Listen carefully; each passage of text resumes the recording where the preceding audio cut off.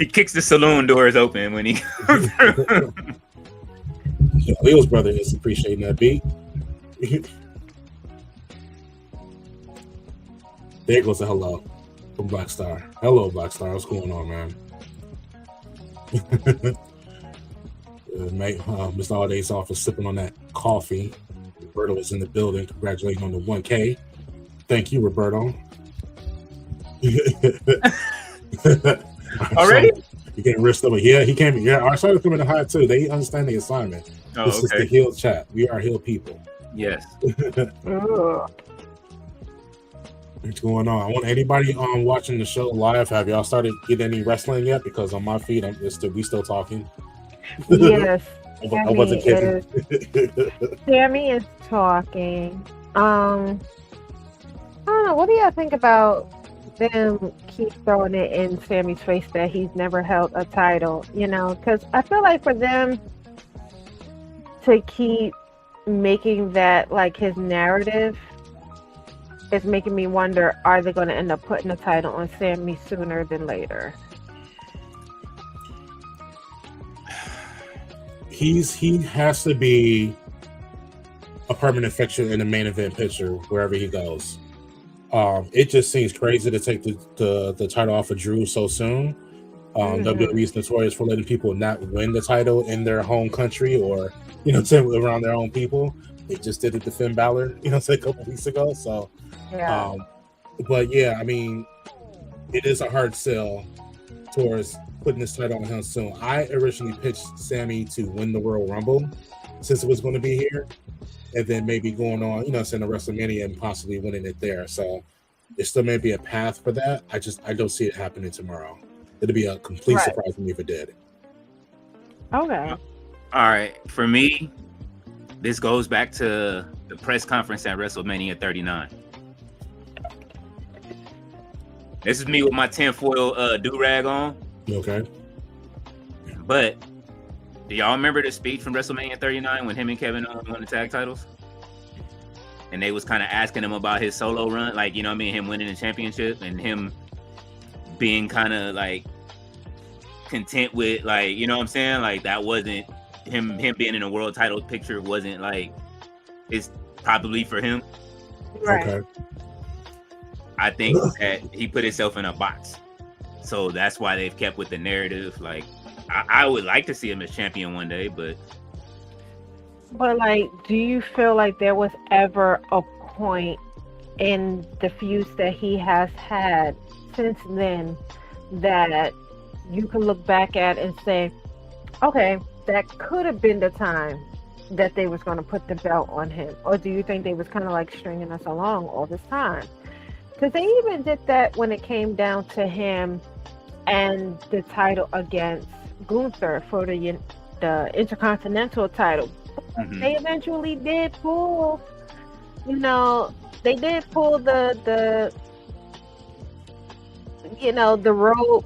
rug underneath us by allowing him to beat Gunther after having the title for over 600 days. Yeah. So it's like, do you feel like that was, okay, this is the highest that we can go when it comes down to Sammy, when it comes down to his moment? Or do you really see them actually putting the heavyweight title on him at some point? I look at it like this. When Sammy was with the Bloodline, he was running that storyline. That definitely was a look test. That definitely was a look test for both Jey Uso and Sami Zayn. Mm-hmm. And I think, saying they went more with Jey Uso's side because he was able to break off and go solo and sell a bunch of merch. The one thing I never hear anything in terms of Sammy's concern is what kind of business he does with, like, the downside with merchandise and things like that. Never hear him being any winner in that sense there, which I think is the big factor as to who's going to, for a temporary time, represent the company. Alternatively, Kevin Owens is also, some big merch guy from the time that he stepped onto the main roster. And that's why it was so easy for them to kind of put these storylines for him to get the title, a couple of times. So I definitely think during that time, that was the look test. to see Okay. where they can go. And I think, in terms of storyline, in terms of wrestling, in terms of bringing the entertainment factor, like he has all of those things. But I think there's still something missing because we don't hear anything being celebrated in terms of like merchandise or anything else that he's doing outside of just Yeah. being a professional wrestler.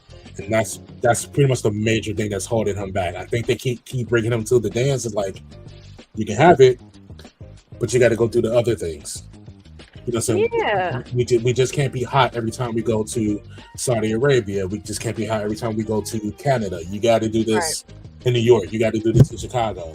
You know, so you got to do Well, this in other markets. I really think that they dropped the ball when it came down to, I guess that was the WrestleMania in Philadelphia, because Mhm. if you remember, it seemed like the whole theme was kind of related to the Rocky movie Yeah. Right. with Trick and Carmelo, and then with Sammy, as he had the whole excuse me, the the I forgot. It's like he had like a redemption story that they was trying to build with Sammy, and Mhm. even had the shirt where it said "We did it, Khadijah," which was a run into the "We did it, Adrian" Right. quote. But I don't feel like they really pushed that shirt Yeah. as they would and did with the whole Yeet shirt and the whole merch with Jay. I feel like there's a continuous fumble of balls, pause, when it comes down to Sammy. I feel like they keep dropping the ball on him, and it's like, if if you want to give him a genuine push, I want y'all to see it through. And I know a lot of people say they don't really see Sammy being champion. They didn't see Jay being champion either. Okay. But they still gave him the belt. Hmm. They still let him beat John Cena at the Royal Rumble. So it's like, give Sammy that same push. Because now you have Javon. And now you have Trick. Yeah. And now you have Oba. And now you're making it clear that we are pushing these NXT people up. So how much space are you really giving Sammy to survive before Sammy is going to be placed in a jobber Yeah. Becomes position? Sammy Ziggler. Because, yeah, I mean, you see how hard Natalya fought to get out of that. Natalya fought hard. Yeah. She fought hard to get out of that, because the way they had her set up, she could have been out of here too. Yeah. Mhm. But I'm loving this whole second win that they're giving her with Natty. Yeah. I kind of pushed for Natalya to turn heel anyway. I felt like you had her in this box where she was just good enough to train the up and coming girl, but that's the amount of usage for her. And now they have really pushed for her, or rather she pushed for herself to be in a position that she's in. And I hope they don't fumble with her. Let her be Natty. Because even the picture of her pissing on her own grave was kind of funny, because I'm like, but girl, you standing up. Like, I can't explain this one away, but it get people talking about her. It's very much like, but it's provocative, it gets the people going. That is provocative, and I'm liking that they are allowing her to be a little free, which again brings me back to my original point. Are they going to start pushing more racier and raw content and stories now? Like, are we approaching that point? Because they keep reminding us of the Attitude Era. We remember how raunchy and how racy and how raw that era was, and they keep reminding us of it, and I feel like we're going to have a 2.0. of that. I think we're And also, coming into that. and also, this is a reminder of how you should not skip leg day because damn. Yeah. Oh, thighs, calves. Oh my god. Stop Natty is skipping in leg day shape. up. Stop playing. Natty is in shape. Just running through. No, Hobbs didn't show up tonight. That didn't happen. Yeah, not yet. Royce. Only 2-1 match with women. Now we have 30 in one match. Yeah, they're getting away with it again. They were skipping down to 5 matches. Now the last couple like PLE special events we have, there's only been 4 matches. They're being slick. Ticket prices go higher. Amount of matches goes lower. Monday is gonna, they're gonna rely. That's when they rely on, like we say, the women carry the main shows, all 3 brands every week. So you know what I'm saying? Like we gonna get our women's matches on. I don't like it that they don't have no women's match set for tomorrow, but with Stephanie coming off of, having a boot on, and Jade and Jordan just starting, I guess maybe Elimination Chamber, but maybe they'll do Evolution 3 this year, hopefully. Tyler's in the building. He said, "What's up there, everybody?" What up, Tyler? Thea says, "I'm trying to figure out how to watch it because I'm still at work doing mandatory overtime." Oh, you know what? Don't even worry about watching the show right now. Just hang out with us. Put Surfshark on your phone and then watch it from Netflix from your phone. You can do that too. Mm-hmm. Y'all heard they leak Breakers on number 1 spot? I saw I that. think they might change it. You think they're going? Oh, I think they could change it though. Well, they could. There was something that happened during the show that I'll wait since you probably didn't see everything yet. So What? Huh? What? Oh, with R-Truth and Damian Priest in the back when they were talking to Nick Aldis. Oh. No. Yeah. Did I see that? The point where Damien found out his number. Yeah. Yeah. I did see that part. It's kind of interesting what his spot is because he did look kind of disappointed. So I figured it was kind of early on. Yeah. And then Ron was like, "My bad." I do wonder. See, I feel like Trick Williams has to either be number 1 or number 2 because he needs to have his full entrance. Does he? I mean, unless he gonna aura farm it all the way to the ring. Yeah, he could do that too. If anybody gets So away with the aura, they're not gonna make Brock number 1 again. No, Brock is like number 30. We don't want to. We don't get paid. He don't even need to be that far. He don't even need to be that far. But I do wonder if Brock is he going to win? No. You don't think he's going to win the Royal Rumble? Hell no. I think he's gonna meet his opponent in the Rumble. I think the story is him and Gunther.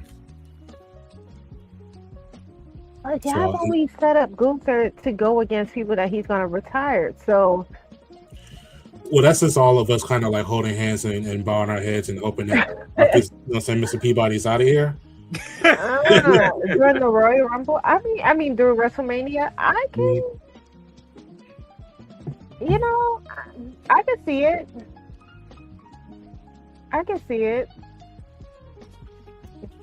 Appreciate you, Arshawn, for the love. Just stop by to put some love. I do. So he's going to be the career killer. Yeah, I felt like I saw something that said that WWE filed for a patent to like career killer, something like that. So yeah, they're going with that. I'm not mad at it, but it's just weird when you see the patents and stuff come out for things. It's just yeah, and they definitely keep reminding us. They letting it be known that Chris Jericho is still very much on our roster. Do not expect him to pop up tomorrow. He will not be there. You know, like AEW, they're going to make sure that these websites push out this information that he is still on our roster.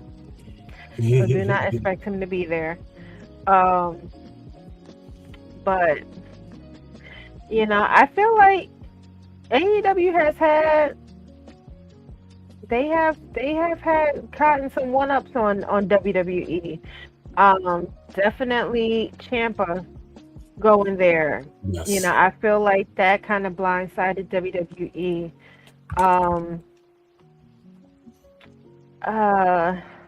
Somebody else.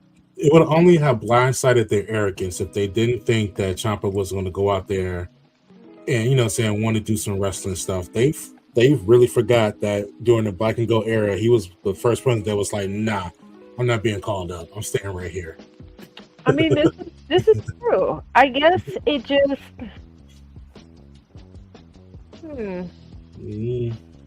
I mean, I guess I thought that we would see him do the indies for a little bit before going to AEW, like how we have seen with Karrion and Dijak and Court, and Shotzi, like these are people who was recently let go and you would have thought would have automatically popped up in AEW. But, I mean, even Cora popping up in TNA, that, well, I mean, we know why her boyfriend is there, but, I would have thought she would have went for the money as well and just go to AEW. I don't know. It's something to it as well because there's she's like one or two people that you never see in the same place at the same time. For some reason, her and Sky Blue both being from Chicago, but you never see them in the same place at the same time. I don't know what's up with that. I'm just saying where they're smoking maybe a little bit of fire. Right.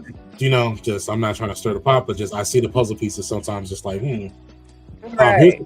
Here's a quote from Ciampa, breaking the silence about going to AEW. He says, "If I wrestled in the '90s, I want to be part of ECW. Early 2000s, you want to be part of Ring of Honor. I was lucky and I got to do a little bit of that, a little bit in 2010. I think for me, at least, I wanted to be part of NXT Black and Gold. And when I looked at the landscape of professional wrestling in the 2020s, the answer was AEW. Man, that's what I want to be a part of." So it looks like he just always wants to be the renegade. I can see it. I mean, you really didn't have him in a position where he could grow. You had this whole storyline with him going on where it's "don't call me a jackass" type of thing, and it really put him in a real small, tiny box. You made him comic relief. And I can see that definitely being a reason to just be out. I can see that as being a reason to say, you know what, I feel like you're kind of playing in my face. I'm not going to renew this contract. I'm going to go somewhere where I can be my authentic self. So I can't wait to see what he does in AEW as the Psycho Killer. I think he's gonna bring some really good matches in AEW for sure. I'm looking forward to him versus Mark Briscoe tomorrow. You know what I'm saying? So is he gonna take that title? I hope. Hopefully, that's his first little goatee over there immediately. You know what I'm saying? Do it. That'd be a nice statement. Be petty. Yeah. I mean. Oh, and why? Since you mentioned Cross, congratulations to Cross. Yeah. MLW champion. Yes, he made it. You know what I mean? I don't know if it's. So I guess he's still considered indie, right? Then when they go over to MLW and all that, right? So yeah. He's an indie guy. Yeah, I was hoping for him to show up tomorrow, but I guess that won't be happening no time soon. So No, he's taking Matt Cardona's spot. He'll be the indie guy now. Okay. Yeah. I can see that. I can Mhm. definitely see that happening. Roberto's hoping that Haas makes an impact tomorrow. If Haas don't dominate and Sunbreaker, and then I don't know why they signed him. I want to see Braun Breaker try to spear Brock Lesnar and then it don't work. That'd be funny, but that would actually kill him.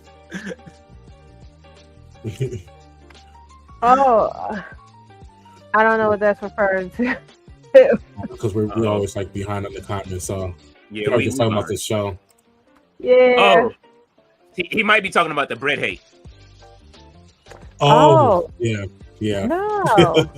Okay, so you gotta fill me in. we have an ongoing battle of Bret hate in the chat, where Okay. everybody compares what Bret hate is, if that's what he's referring to. Mm-hmm. And it's been going on it's been going on for like 2 weeks now, but it's been Oh funny. yeah. So everybody is just saying what they favorite Bret hate, like what is Bret hate to you? You'll see it in the chat at some point, I'm sure.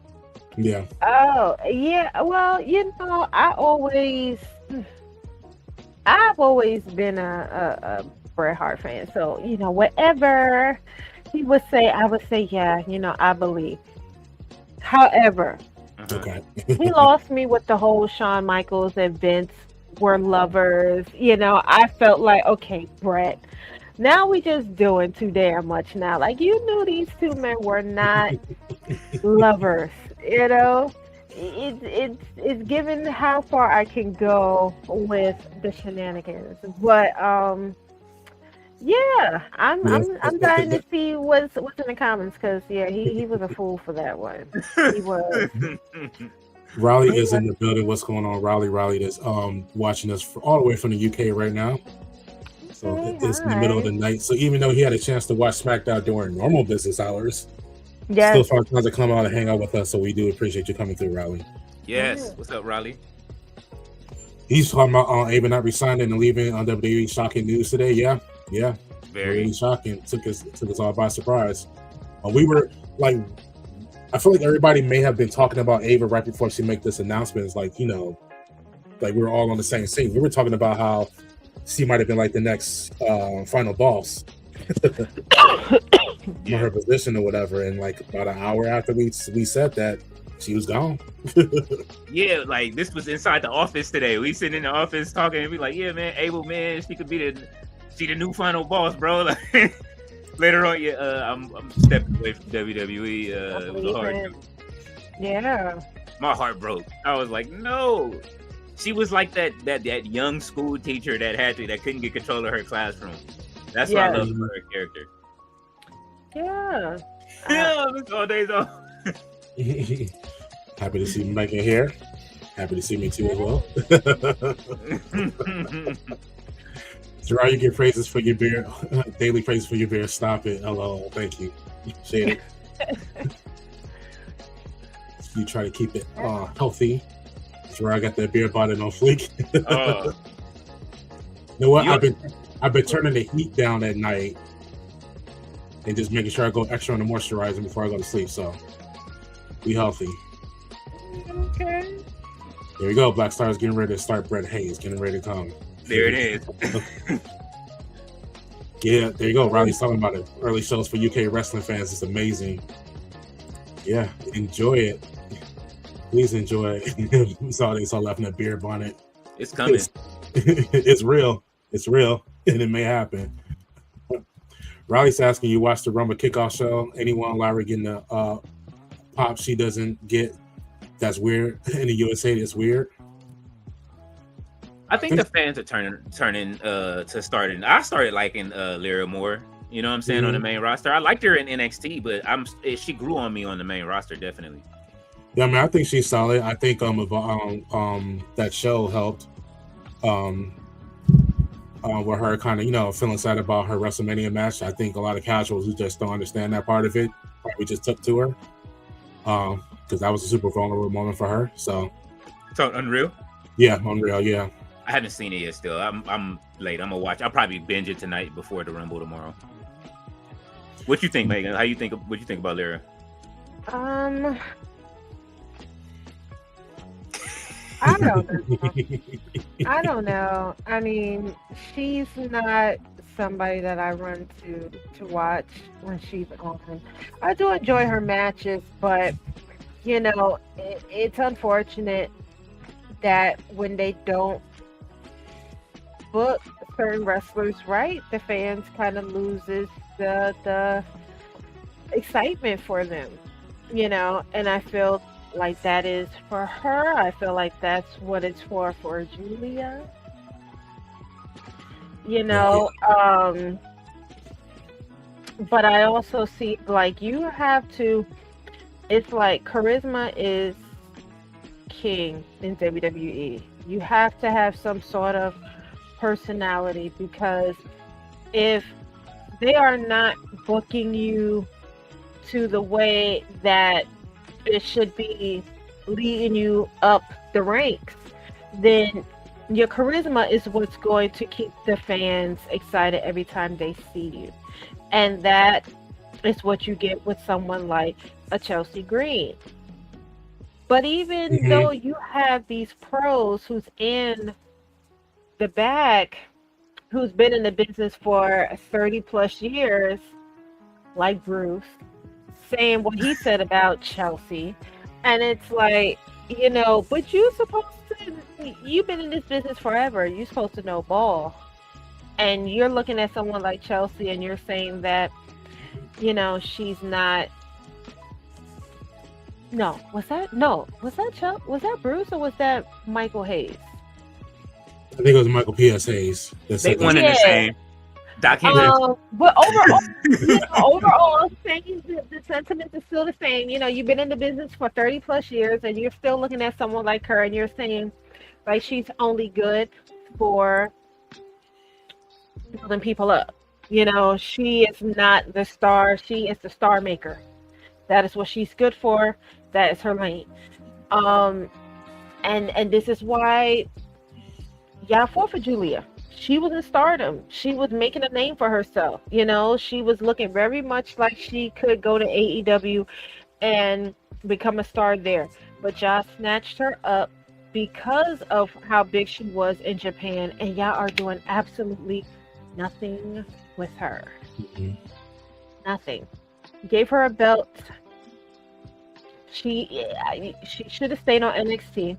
Yes. You Mhm. gave her a belt. She got injured. You took the title off for her. You gave them both to Stephanie. And you saw Stephanie had the charisma that Julia may have been lacking.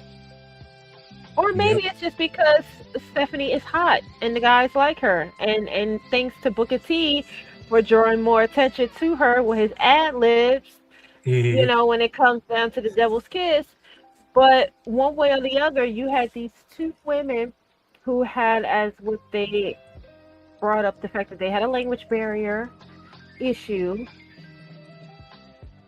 and they both came in around the same time with the same issue. They were beautiful women who have a language barrier, but they are so big in their respective promotions, WWE didn't want AEW to take them. And you brought them in, and what you did with Stephanie, you didn't do with Julia. Now she is your United States champion on SmackDown, and she comes out to crickets. Yeah, And no champion should be coming out to crickets. You either get cheered or you get booed. She gets neither, that's correct. you know? And that is because of the booking of Triple H Hmm. or Road Dogg, however you look at it. However you Yeah. look at it. But that's on them, and Stephanie is going to carry on because, she some people might see it as luck because she's a beautiful woman, or it's just the fact that, she peeped game and she knew how to wiggle her way around it. But Right. I also have to ask if Naomi was still champion, if she wasn't, blessed with a baby, would Stephanie have the title? know. Stephanie probably wouldn't have the title right now. Yeah, that's a good question. Or at the very least, they would have kind of had that come to head at one of the major shows. Yeah, Because that was on its way to being a pretty hot feud. it was. It was. So, I But like I to think would that have, that's what they were thinking, but who yeah. knows? But I also would have hoped that even though you separated them and put them on two separate shows, I would have hoped that at some point you would have picked up on the Naomi and Jade issue at least one last time. Yeah. You know. And now we might get that, but it'll be a while before Naomi comes back. Bianca, I'm hoping that she'll be there tomorrow. Please. Hoping. Yeah, me as well. She's actually my pick to win the Women's Royal Rumble. I said the same thing because right now the Women's Royal Rumble is looking kind of beige. Outside of Lash, it's looking a little light. Mm-hmm. So, I will hope that Bianca is there. You're saying almost because somebody back there that's colorblind is booking this? I mean, well, because you got Jade. She's the champion, so she won't be in there, And then you have Naomi, and she's on maternity leave. And then you have Bianca, and they said her fingers still look like a drumstick. And I hate that for her. I hate that for my girl because she's been out since WrestleMania. Mm-hmm. But I'm hoping that those are old pictures that she's been posting up. I hope she's pulling a fast one on us. I hope so. I hope so. Ballet is saying hello. Salute to Ballet in the chat. She's one of our mods. That means TBT Security is here. Yes, the whole TBT Security. Raleigh, thank you as well. I didn't want to pass that up before saying thank you. I appreciate you. We appreciate TBT Security so much that they actually have their own merch in our merch shop. So he said he's rocking the NDS t-shirt mañana in celebration. Thank you. Appreciate that. Yeah.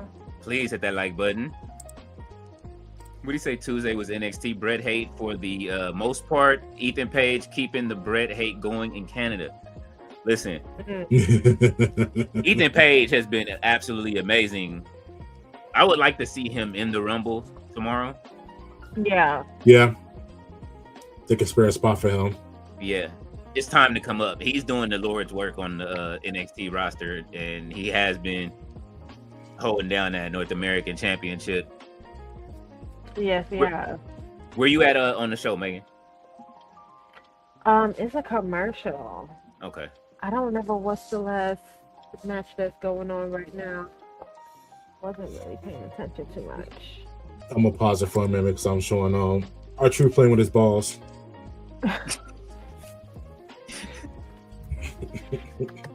Yeah, what was your thoughts about how they did him?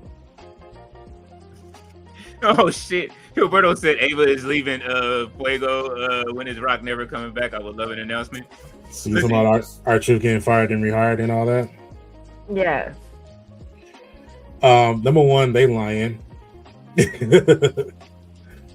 Number two, based on their Breakfast Club interview that he did, they don't want what's in him to come out of him. Mm-hmm. And that's why they were smart for re-signing him. They know he's got that dog in him still. Yep. They know they was playing around when they shouldn't have been playing in his face like that. So yeah, congratulations to him because he knows when to play the right card and when to play it. And the fact that he got his job back, but he's just been pretty much on tour promoting his music.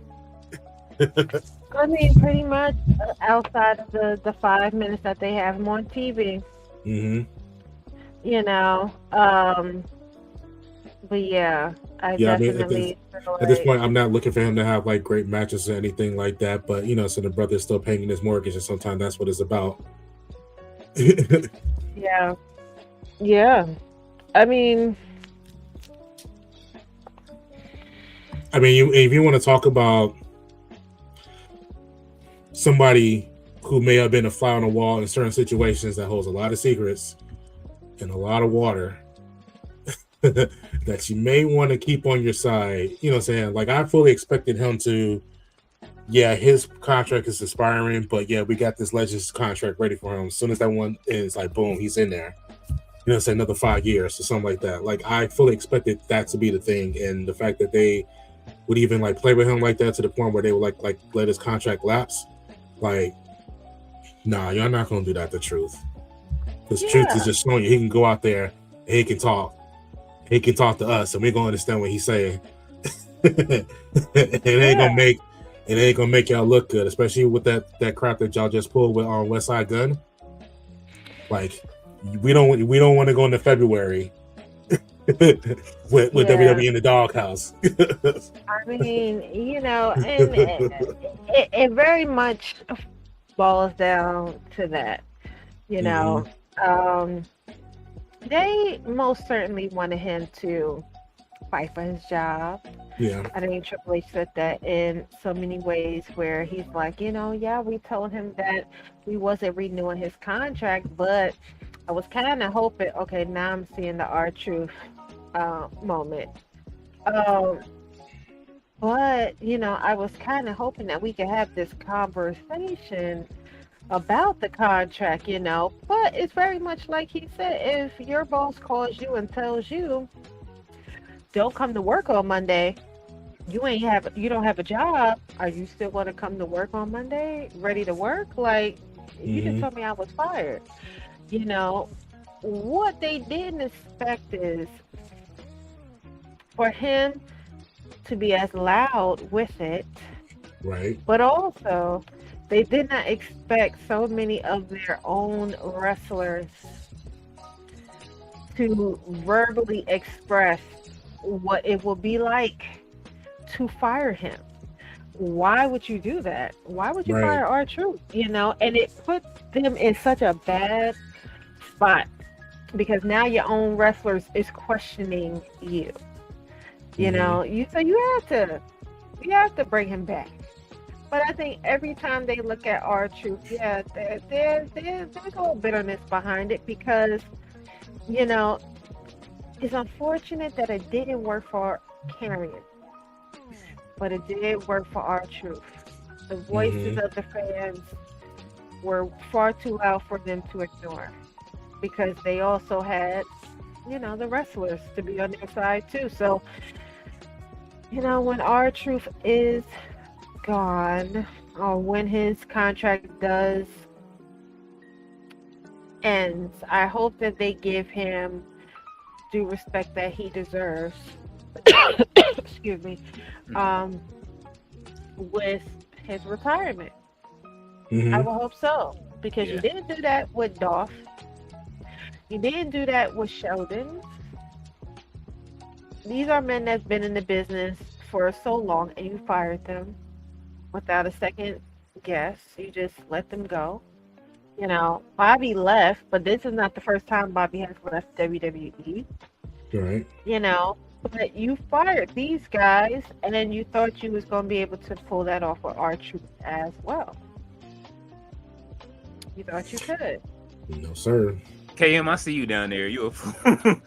How you gonna say you were part of this? Congratulations. Shut up. Yeah, man. Yeah.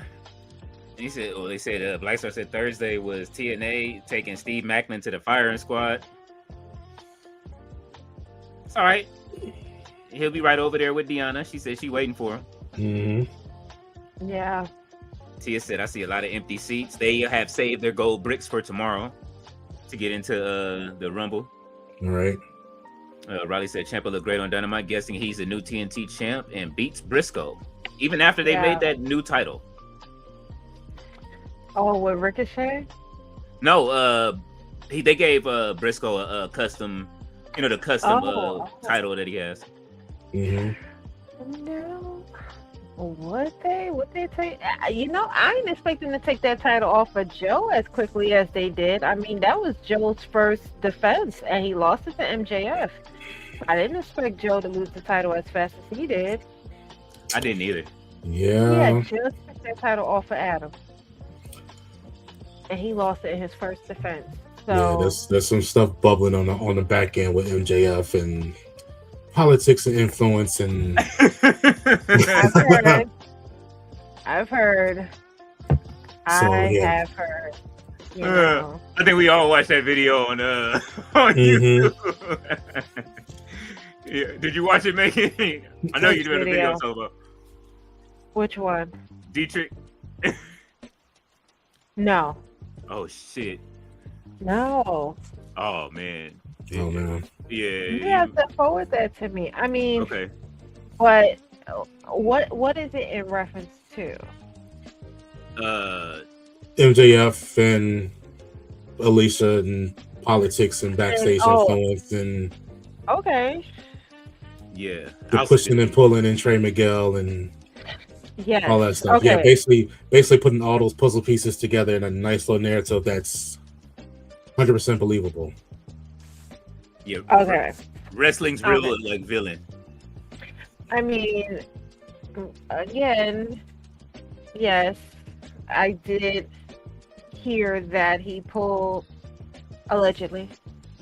Mm-hmm. Made it to where old boy had to go back to TNA. Yes, I've heard things about that, and I've heard what was the motivation. I wouldn't question him having a little pull. Look at Britt. Britt is still waiting to be called. She's still waiting to have Tony tell her she could come back. I mean, she's still sitting somewhere waiting for her phone to ring. You know, you know where your bread is buttered. So you know to stay there where you are, because you will not get that level of influence if you have went to WWE. Right. And I think a lot of people know of him, and they know if he was to ever switch, you know, jump ships and go over there, he's going to be in for a rude awakening. Because I think a lot of them guys would not play with him. You know? Yep. I mean, we can say that's what happened with Punk. You know, Punk kind of came into AEW blindsided. He didn't know that there was a lot of guys over there that didn't want him there, and they was going to do everything in their power to make sure that his stay there wasn't comfortable. You know, but he dealt with it until he couldn't deal with it anymore, and that's why he's at where he's at now. On the cover of the new 2K26 game. That's up. Here we go. Crash out time. Here we go. All right. Tell him why you mad, son. I'm about to meet up. First and foremost, I'm sorry, Megan. I got to do this because I play 2K every year. First and foremost, I buy this shit every year. Y'all know that, right? So why the fuck are there 4 covers? As soon as CM Punk finally gets on the cover, now we got a King of Kings edition that's like, there was never like, there's always the standard, premium, and then the special edition. Right. Now all of a sudden, where the fuck this King of Kings edition? We got every version of it. Listen, I fuck with Triple H on some wrestling shit. Booking that's questionable, but this is stupid. And then on top of it, now they raising the price to 150. Like I spend the money on it because I play for the community. But there was no reason that. Why does he need to have one next to CM Punk? You know, because at some point, you just got inducted last year. Your wife is being inducted this year. But Triple H still has the tendency, he is his father-in-law's son. You know, because he is still going to put his name in on the front, you know, Mark K like Vince would. So, you know, Well, give us the Triple H Queen of can't Queens help himself. edition. He Put can't help Stephanie on the himself. cover. Did you see the new T-shirt of her and Trish? Like her and Trish, they are doing like this it's from one of their matches. I'm trying to remember from what pay-per-view Mm-hmm. between Stephanie and Trish, but they have revealed that, because she had appeared on her podcast. But now, yeah, they got Stephanie and Trish on the shirt that they'll be pushing. Um, so,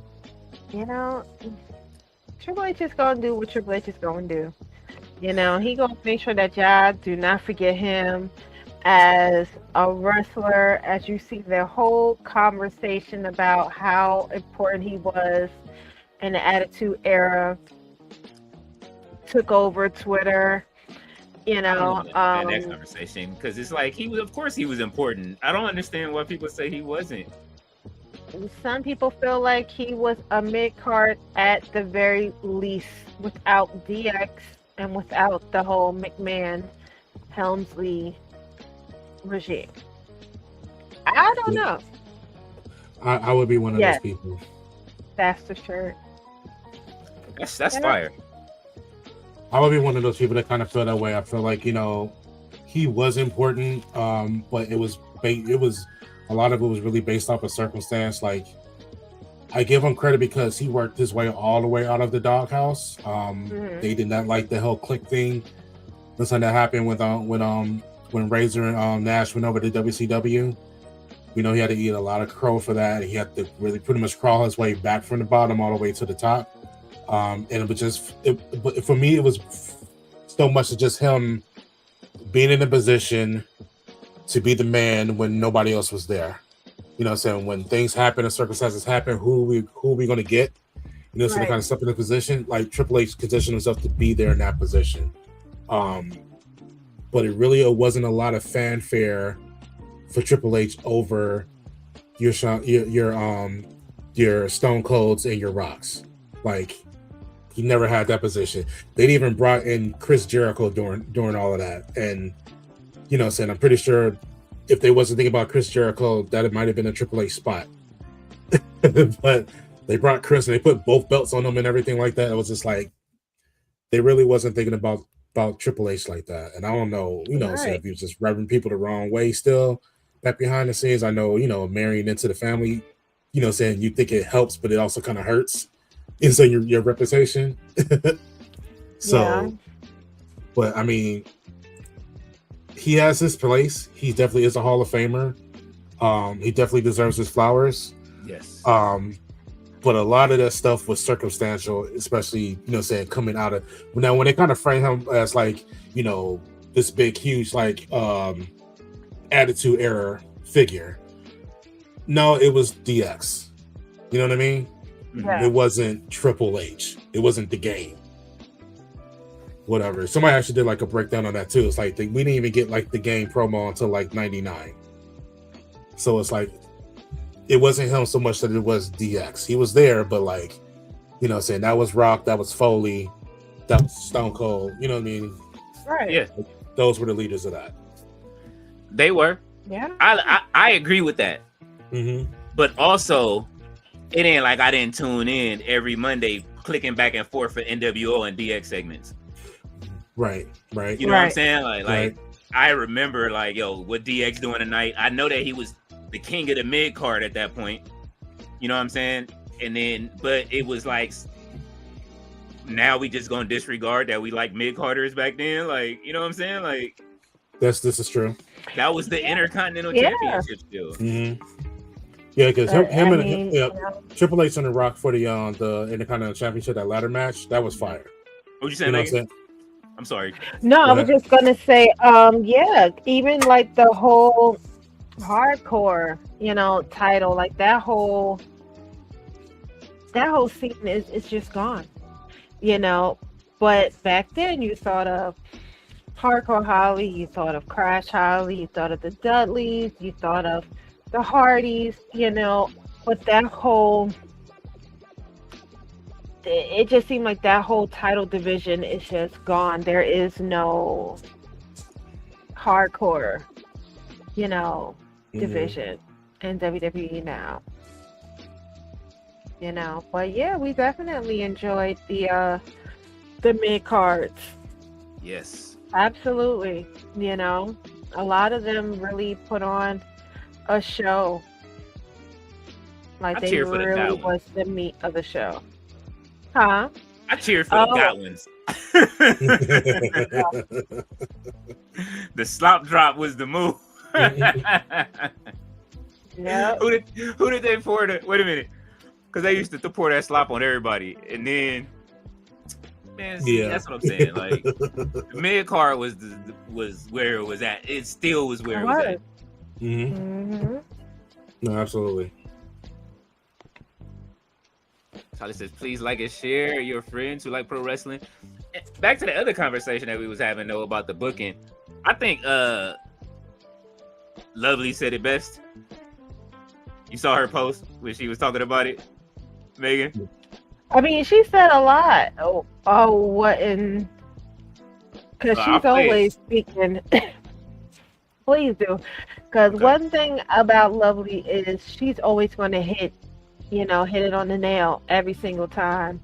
But I think... I don't know. I think people are starting to see the illusion. The illusion is starting to be lifted, and we're starting to see like WWE is not really fulfilling their duty. And the one takeaway I've gotten from this show, y'all need to hire some damn women in creative, and more specifically, women of color, and even more specifically than that. Y'all need to hire some damn sisters in that creative department. Y'all need some black women to write for y'all. Y'all need some women of color to write for y'all. Y'all need some women to write for y'all. I'm going down the line because there's levels to it. Because each one of those groups that I named can give you 3 different perspectives on certain things. And I'm watching this and I'm looking at creative for WWE and I'm like, this looks very similar to the government. I'm gonna say something else. Y'all going to hell for what y'all did to R-Truth. The way y'all handled that man. Y'all going to hell. I don't even know if hell real. If it ain't, they're gonna create hell. They're gonna put y'all in it. So that was my favorite post of the week. I do watch all y'all content out there. Like everybody on the Xbox that's watching, I watch everybody. Yeah, I mean, it couldn't have said it better. I mean, couldn't have said it better. We've already known this because we already watched the episode of Creators Corner with Megan and Stephanie Hardy, where we talked about this very thing about what needed to improve. I just want to know, what did they expect? Did they intend for? Did they? Let me word this question right. Did they plan to expose themselves the way that they have with these 2 seasons of Unreal?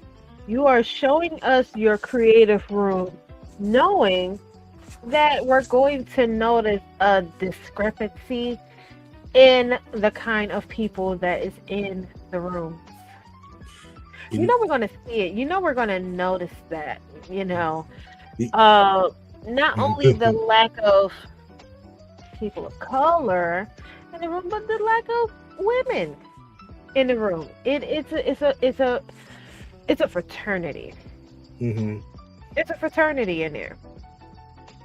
And yes, it absolutely is. I did a stream just the other day, and this is a conversation that we had after the stream, but it just seems like this is a sports thing where it's just more inclined to being a boys club. Whether you are doing the podcasting, whether you are out on the field, whether you're out on the courts, um, it, you really gotta fight tooth and nail to be in certain rooms. And if you're not like Jamila Hill, you're not like Joy Taylor, um, you could kind of get lost in waves. You could get lost, you know. So, like I said, I see, what WWE did with the change, the new creative director change, but is that title just on paper, or is he actually going to have some say in the creative direction of WWE now, or was that just a moment to pacify it?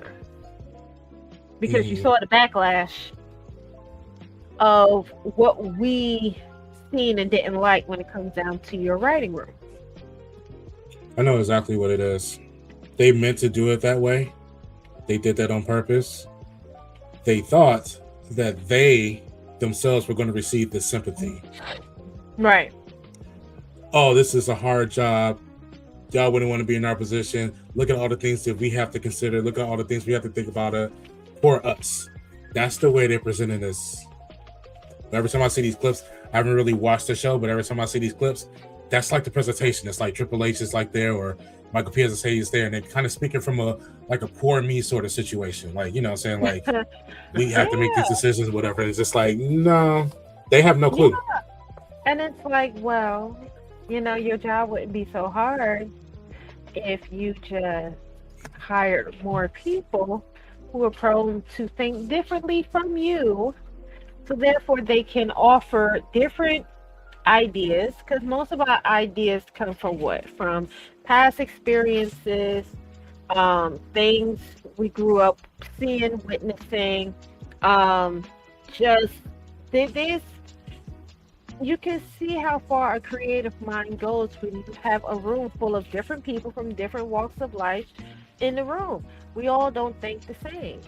And what we've seen, even with their posters and stuff, the fuck ups with the whole AI work that they be doing, the missing fingers, the obvious, body part swapping and stuff. It's so poorly done.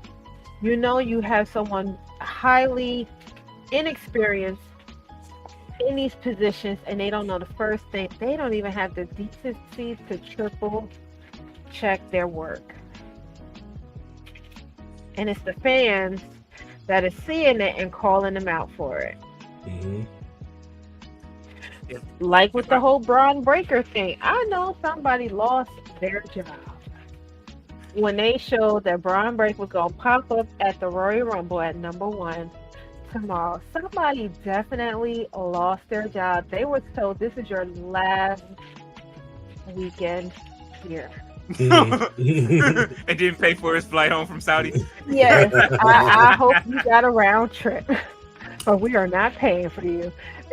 Or even better, send them home. No, you know what? You can't even. You can't even stay for the Royal Rumble. You have to go home today. Damn. Somebody definitely lost their job. Absolutely. That was the biggest blunder that you could have done. Yeah.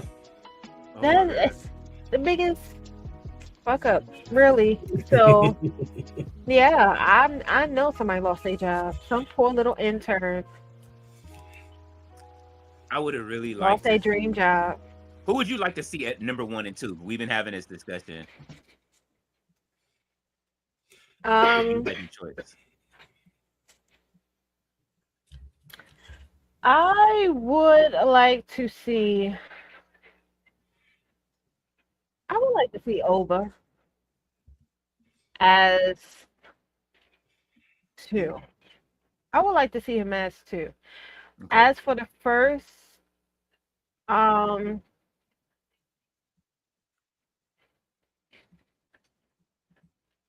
don't know. I don't know. I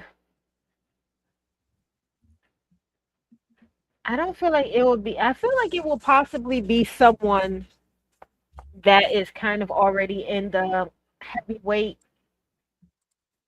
division right now. Someone that's in the heavyweight title story. So No, you could booking it it be though. somebody? You booking the Rumble. Could it be somebody like Roman? Could I see me booking Roman as number one?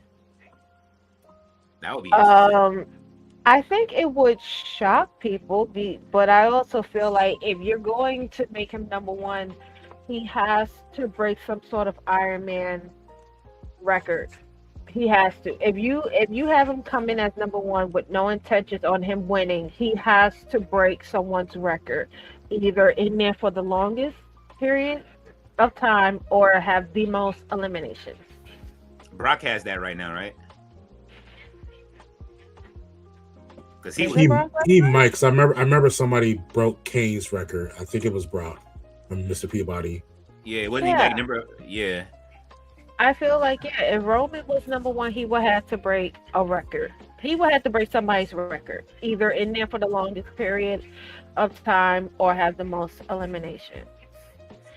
But the fact that they have been promoting Oba for a couple of weeks now after he vacated the title, I feel like you have to make his moment in the Royal Rumble a big moment. You have to make it a big moment because you've been promoting him for the last couple of weeks. And Yep. I'm assuming that you are going to somehow give him a really big push, far bigger than what you did with Carmelo. Mm-hmm. You know, Trick, you didn't really have to do much because, like I said, charisma is king. And his whole character carries him. He is good. The fans are in love with Trick. Every time he come out, they are chanted with that Trick. Even Randy, Randy has been caught numerous occasions dancing to his music. So Hmm. that's a pat on the back, even from Randy. So Trick is good. If you want to make Oba's coming to the main roster a big thing, then I think he should have one of the lower numbers. I think he should be one or two. Okay. That's where I would have him come in. Hmm. Now, the fact that I try to have this conversation with my mom, and I'm gonna try not to be so long-winded, No, you go but ahead. Do your thing. Hmm. I had this conversation with my mom, and I said, "Look, I want the WWE fans to give the same level of excitement for Powerhouse when he pops up, the same way that AEW fans did when Ciampa showed up. Some of the fans might be familiar with Ciampa. Some of the fans might be fans of both AEW and WWE. But we know for the most part, a lot of the fans were just happy that this is a WWE wrestler who left WWE for AEW. That's This true. is why they was happy for him. And I want them to give Powerhouse that same level of, I want them to do for him the same way. I want them to cheer because, you know, however they book him, and I hope he doesn't get lost. Right now, you got Oba, you have him, you have Keanu, Yeah. you Hmm. have Troy. Like, you have really big guys right now. So if you want to keep them two on NXT, please do well by Hobbs, because he's a monster in the ring, and he's built like one too. Yes. You Yeah, know, absolutely. so um, Listen, them I big would, black and jack shirts is still out here running around. You know what I'm saying? yeah, So I would definitely like to see. I hope they do right by him. That's really all I can say. I hope. I think I so. hope so. Man. All right, Gerard, who would you book first? Because I got two thoughts in my head, but I'm gonna let you go because y'all heard one of them this week. Let me just draw attention to a couple things real quick. 109, 110 people viewing right now. Thank you all for tuning in to us right now. Yes. If you're over on the Xbox, please join us over on YouTube. We are just across the threshold of 1,000 subscribers. We'd like for you all to be a part of the family as well. So you can just scoot over to YouTube and hit the subscribe button. We would really appreciate that. I also want to draw attention real quick. I don't know where the pacing is in terms of the show, where you guys are at. I'm at the women's tag team match. I remember we were watching this earlier, and I remember just making a comment that Roxanne and Liv Morgan have been wrestling their ass off lately. They've been looking really good in the ring, yes, wrestling wise, and just want to draw attention to that. If you guys are at that part of the show. My number one and then my number two are Trick Williams. I mentioned it before. Trick Williams and Obafemi. Okay. They are the two hardest guys that are, saying they're here right now, that the crowd has been getting behind. Those are the two entrances that need to breathe. The first two guys get the full entrance, and I think, saying the crowd screaming "Whip that Trick" and Obafemi's, little strut to the ring on the ones and threes. We need to get that. We need to get that in full effect on the show. So I think just the smart players, Oba and Trick at 1 and 2. Okay. There we go. And to your other point too, as well, in terms of trying to keep that same energy for Haas when he comes in, my concern is that when we're looking at AEW, we're looking at people who pay on average about $300 a ticket versus WWE at right now on average paying $3,000 a ticket. I think those are two different types of fans, and so the people that are paying at those higher price points, they are weird. I mean, yeah, but it's like, I feel like the tribalism has gotten to such a point where you might not be familiar with this person prior to them coming to the respectful promotions, but the fact that that they came from enemy territory and they decide to jump ship. I've seen a lot of fans just hop on that person simply because of that. Which, is it the right message that you want to send out? It might not be, but perception is everything. And I feel like the same way they reacted when we saw Ricky Starks pop up in the middle of a NXT crowd, the same way Mariah May popped up as Blake Moreau, surprisingly, you still have fans who might not necessarily, like I said, be a fan of them or known they worked prior to, but it's the fact that, you used to be in AEW and now you want to be in WWE. You made the right choice. We're going to root for you simply because you decided to leave them and come over here. And, and I just hope that that's the case, because it started off like that with Jade. But then they took too long for her to debut. And the fans got tired of waiting. And then they had to build that excitement for her again. Right. And although you had her at the Royal Rumble, she still wasn't quite ready. And you ended up putting her in a tag team with Bianca, and that helped. But again, something happened backstage which caused her to take some time away. And that's when Bianca and Naomi became tag teams. So, now I think she is getting her moment. Still at the same time, people are making note that, but she's been champion for over 80 days. And she has not defended her title. What type of champion is this? And it's like, yes, why isn't she defending her title? Because they got rid of about a third of the women's division because they were injury prone, and now another third of the women's division is injured. Who does she have to fight? But it's like, but the way that you booked the women for SmackDown, which again, I bought into the Road Dogg. The women on SmackDown, outside of her, outside of Tiffany, outside of Nia, what other women on SmackDown right now? Well, let's not include Charlotte and Alexa because at the time they had the tag team titles. Mm-hmm. So excluding them, what other women on SmackDown would you have put the title on? You know, you're not going to give it to Mia. You're not going to give it to B-Fab. You're not going to give it to Chelsea because according to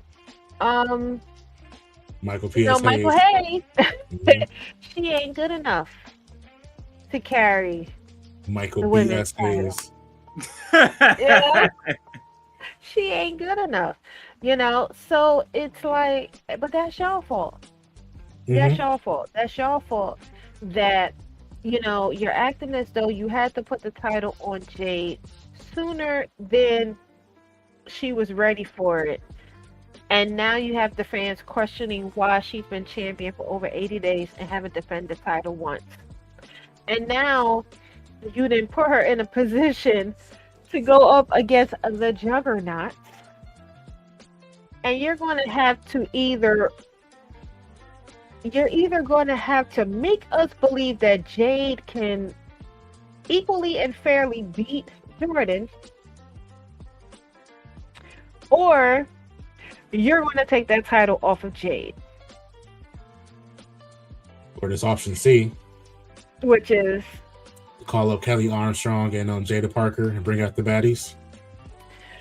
you know, which I can see that, but at the same Prayer time, circle, prayer circle, prayer circle. you know, but it's like, there's something that I would like to see the baddies, but it's like, y'all have this title opportunity between Jade and Jordan coming up. You got them two scrabbling backstage. You know, they going at each other's throats. So we are going to get a title defense between these two women. The question is, are you going to have Jordan sell for Jade to make Jade look like a stronger champion? Or are you going to take the title off of Jade and make her look like a crappy champion? Somebody is going to have to take a knee for the other. And who is that going to be? My money is on Jordan bumping. Who they Jordan think bumping for Jade, yeah.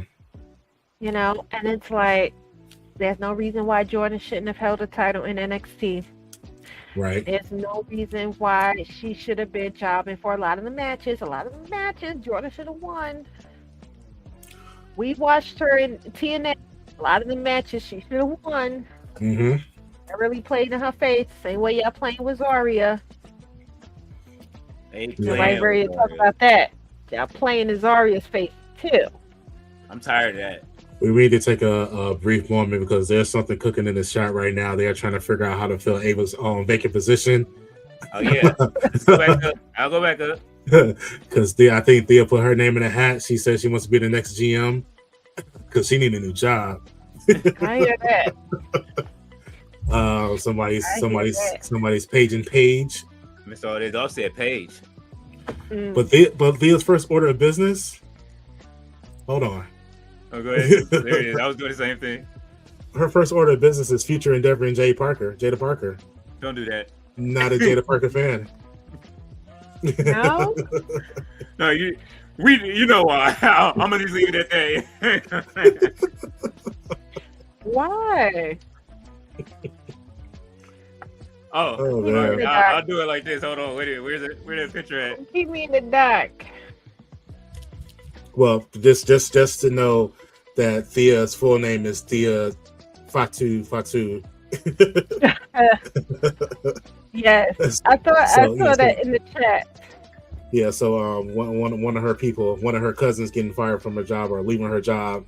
She's not happy about that. It's somebody's got to pay. Yeah, she said she ain't going. Mhm. I'm sorry, that's the NOI Fatu putting people on the unemployment line. Crazy. Y'all added that shirt on her? No, No. This is her this is a real playing. shirt. This is her Yes, playing in I- our faces. I saw it online.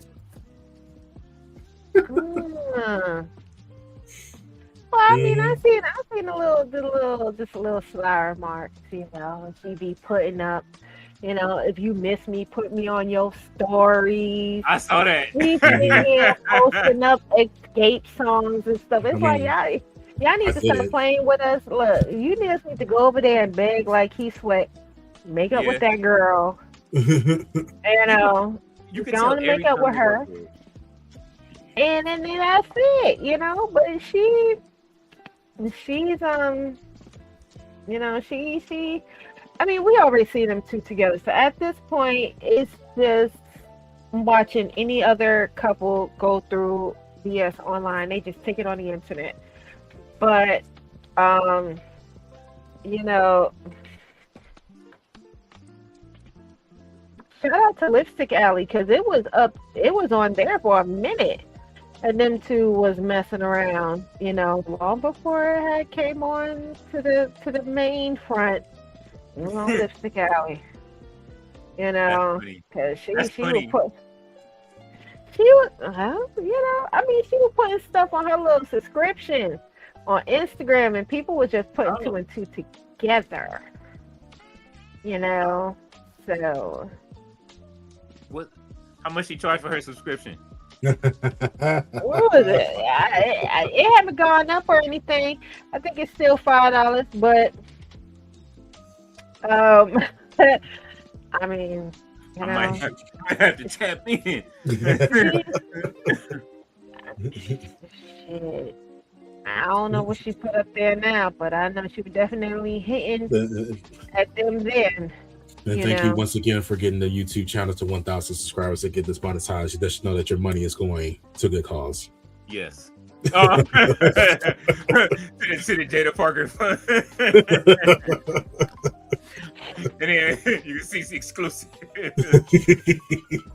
The Patreon is coming soon. Up to the clubhouse. But you know, yeah, they're a mess over there. You know, it's busy. Roberto is in the chat telling us about how much of a fan he is of the idea of Sami Zayn winning a world title at Oil Mania next year. Oh man. Was watching coaching, bro. They said they had someone write in saying that they think Sami will be a 15-month build and he will win at Mania in Saudi. Yo, if this happens, close the company is what he says. That is a long time. That is a long time. No one is going to ride for that all too long. Hell no. Roberto says, look, I like Sami, but this idea is crazy. We want a cab driver looking cat as champ. Bad enough y'all defending E-Back charging Gunther. Oh no. Roberto is our number one resident heel in the chat. She know Roberto. Nah, man. Can't do it. He said new president of Bret Hate is Thea, co-vice president is Jay Millie, Berto is the secretary of hate, and Ballet is the director of defense. Y'all are wild.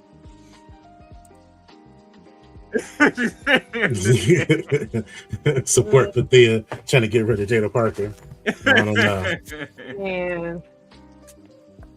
Riley says, I think Drew winning because he only recently got the title. I can't see Sami winning, but I like Sami Zayn. He's great. Yeah, you know, WWE does this thing. They build you up, you know what I'm saying, for the place where you're going to get the biggest pop and give you the biggest match so that you can put the champ over. Yeah, it's way too soon to take the championship off of Drew. He deserves to take that to WrestleMania. Yeah. And he'll do at least that.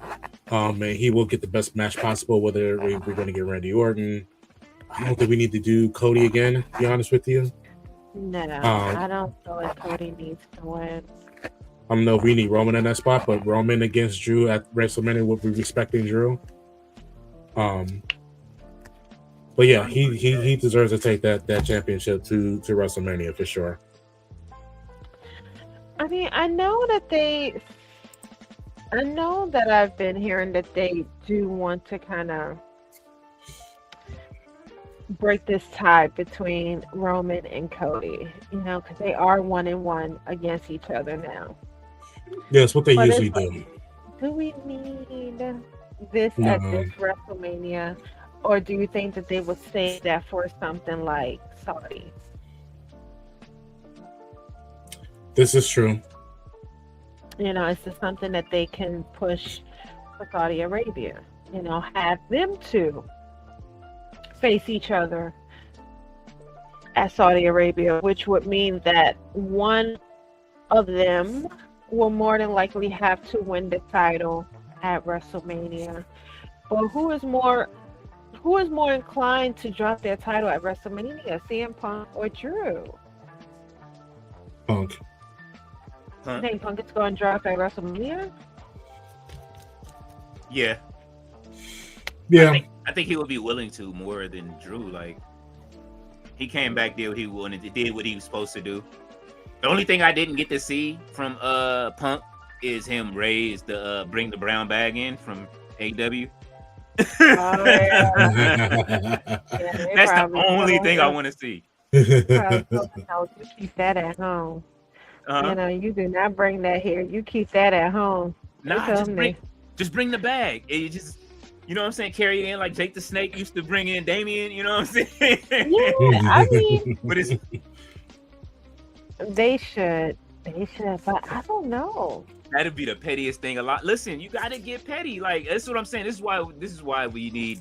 If I'm back there writing, hey, you still got that brown bag with the belt in it. You know what I'm saying? Like, you walked out with it. We know you still champion over there, and just say like it feels good to be champion in two companies. You know what I'm saying? Like at the same damn time, and then just leave it at that. That was just.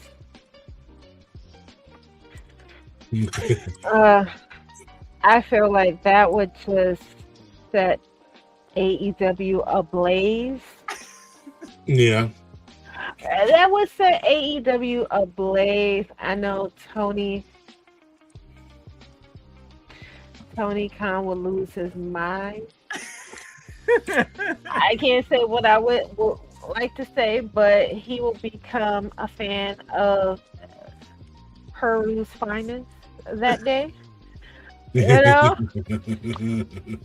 But if you have this man get on Prime TV in a WWE ring and allude that he is champion of both companies, yeah, AEW will be sending all type of cease and desist letters like nobody's business. It will be the same way. In fact, maybe WWE would maybe WWE deserved that moment, because the way that I know they was watching AEW and saw Andrade pop up in an AEW ring,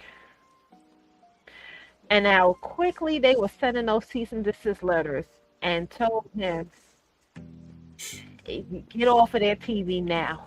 What up, you GM? Still belong to us. Yes. So.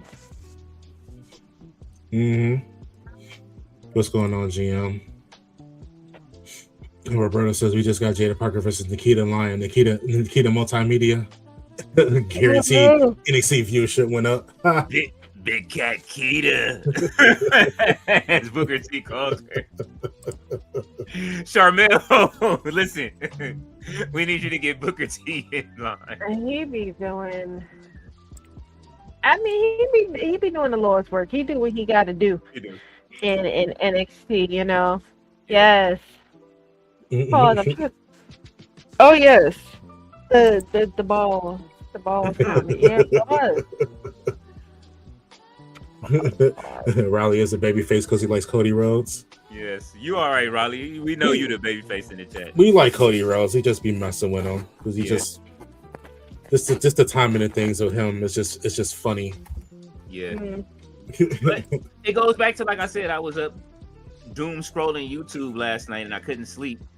You know what I'm saying? And I came across a video and how how Vince brung in the Powers of Pain with the Warlord and the Barbarian, and how when they split them, Barbarian went solo, and in the Survivor Series, Barbarian looked real strong against Hogan, and then that just, of course, it didn't work for him at some point, brother. Like, you know what I'm saying? Like, you had somebody that could have been the big bad, like, you know what I mean? And they just built him from the big card all the way to the, you know what I mean, main event, and he was the guy that would help everybody get over and be beat at the top. And it's just like, Right.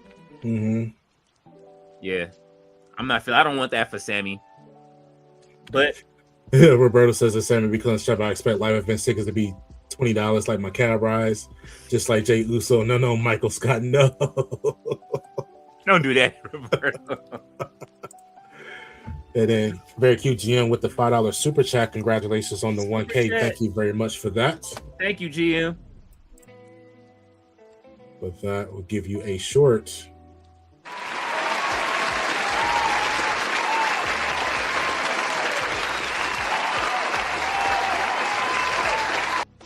All right, stop. Was it company man with the 1 second applause? That should be killing me. Oh man. What up, KM KM? is lurking. Ballet with the lemon pepper steppers. Yes. It was like, get a shot of my lemon pepper steppers real quick. That was funny. Yeah. Oh, that's what I wanted to say. If I'm booking it, there will be two people I want to see in the Royal Rumble. Like I always say, like every time this year, I give y'all my favorites in the top of the Royal Rumble. My favorite entrance was Axe and Smash in the Royal Rumble. Mhm. And it went for like a good 5 minutes before they brung somebody in. They just let them go. Right. I don't know why they took so long, but they just let them go, and it was a great start. But give me Carmelo and Trick number 1 and number 2. Oh yeah, good story. Why not? Because there's a story there. And give me, unless you want like an electric start to Royal Rumble, which we haven't had in a long time. They tried it with Jimmy and Jay, right? But it just didn't give that. You know what I'm saying? Like, so what was that, last year, right? Yeah. So you don't think Carmelo and Trick will look at each other like Edge and Christian? Nah, they fighting. Because remember they got into it the last time when they was tagging, when they tried to have the in NXT, when they had the match again, they put the Trick Mello game back together. It still didn't end right. Right. So give me but if you want to have an electric start to the Royal Rumble, give me Roman and Brock right off the rip. Or Oba and Roman, or Brock and Oba, either or. Give me either one of those scenarios. You would like to start the Royal Rumble with two big meaty men slapping meat.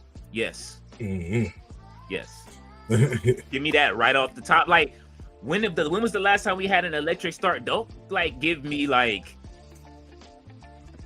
Otis and fucking, you know what I'm saying? Like, and Jay Uso. Like, I'm not trying to like no offense to Jay, you know what I'm saying, or nothing like that. Like, I want to see Jay come in and do his thing. I want to see all these dudes do that. But it's just, I want to see an electric start to both men's and the women's Rumble. Mm-hmm. Like, you know what I'm saying? Like, give me Liv and Raquel or something. Throw me a curveball in the women's Rumble too. Give me, you know what I mean? Like, give me Natty and Maxine tomorrow to start it off. Okay. You know what I mean? Like, give me something to start off the Rumble instead of it just being like, all right, this is what we doing. Mm-hmm. So yeah, where you at on the show, Megan? Carmelo and Dragunov. Okay. Yeah, we're going into. I guess we're getting ready to do the main event. No, not yet. I don't know. I'm thinking Netflix wise because I am watching it on the computer, Okay. but I'm watching it through uh TV Pass. Okay.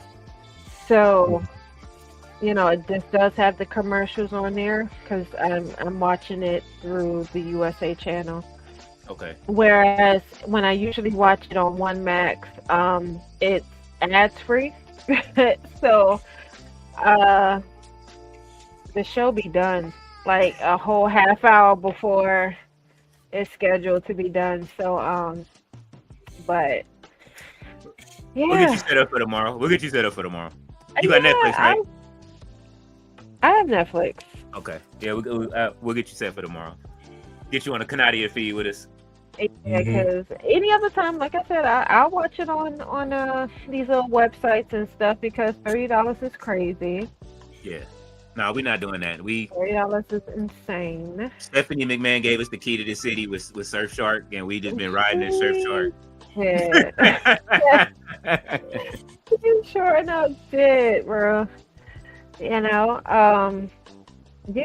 okay. What is it? $199 a month. Yeah. That's right. So yeah, definitely. No, not me. There you go. Yeah, we got the setups. What we saying? Okay, Mr. Ballet, Mr. OJ off. Gilberto saying, GM. We do thank you again, GM. How are the cats? He said, sports update, Luka 27, 11, 11 in the first half. The Lakers up 77 and 56 against Washington. The Luka is the basketball Brett Haight. Yeah, he is. Yeah. Is LeBron playing is the question, or did they sit him down? It seemed like they were a better team when Bron wasn't there yet. He said, damn, I cannot tell what that emoji means. Hey, what the heck kind of picture is that, Natty? Oh, damn, that's how far back we are? That's how far back we are, yeah. I did have the picture of what she could have used, the device she could have used for that. But I don't know if I want to post it. Did you? No, you're trying to get us demonetized. No, I'm not. Already. I'm not gonna do it. Already. Ballet said I don't use it often. Roberto. He said Bruce Pritchard says the PLE will be 3 hours. Very short rumble this year. Told you they cutting matches, but they're not cutting prices. I mean, well, they already got all of the bricks over there. Them gold bricks came through. Mm-hmm. He said laugh my ass off. He said, Thea, what the fuck is Mando? Mandatory mandatory OT, mandatory overtime. Oh, Gilberto said he just does overtime, period. It's not mandatory for him. He's taking it. He said, now why is Trick in the Rumble? What he gonna do? Don't do that. Or a farm. Yeah, I came out of the insurance industry. Like, mandatory overtime is happening right now. They call this welcome season, when all the insurance changes over and the new members have to join, and we got to get everybody set up for everything. Yeah, it's rough. Oh. He said we used to have mandatory overtime at the utilities company, 12 or 15 hours a week, depending on the month. Yeah.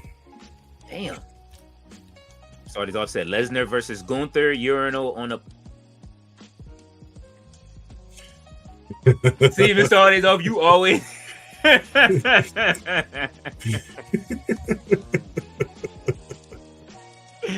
Flexer said, damn, Berto, we might need a president of Brett Haight election. Yo, Leo voting poll, LOL.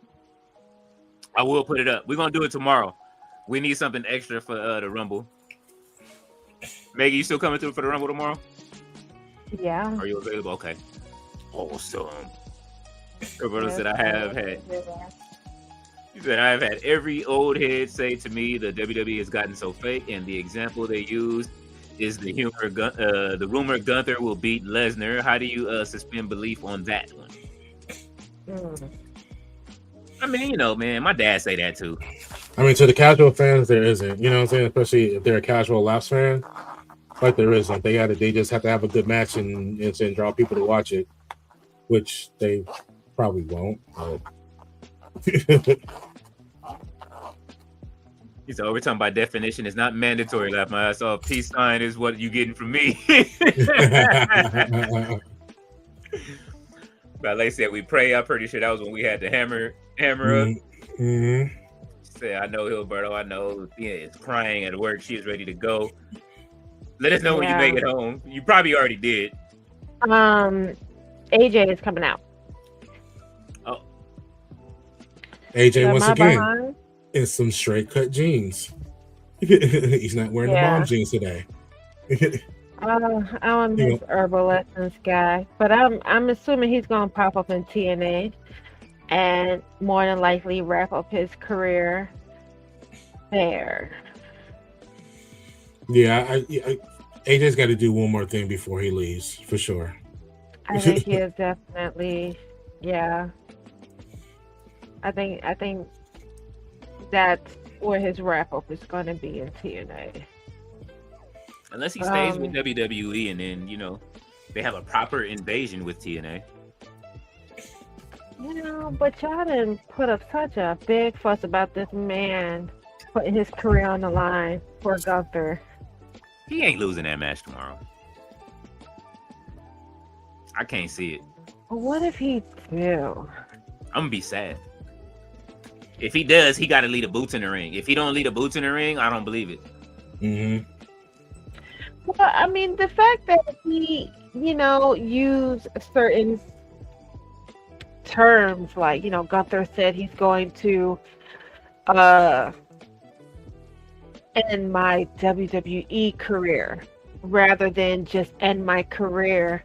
You know, he's kind of hinting that although he might not necessarily be done with wrestling, he's done with his WWE career.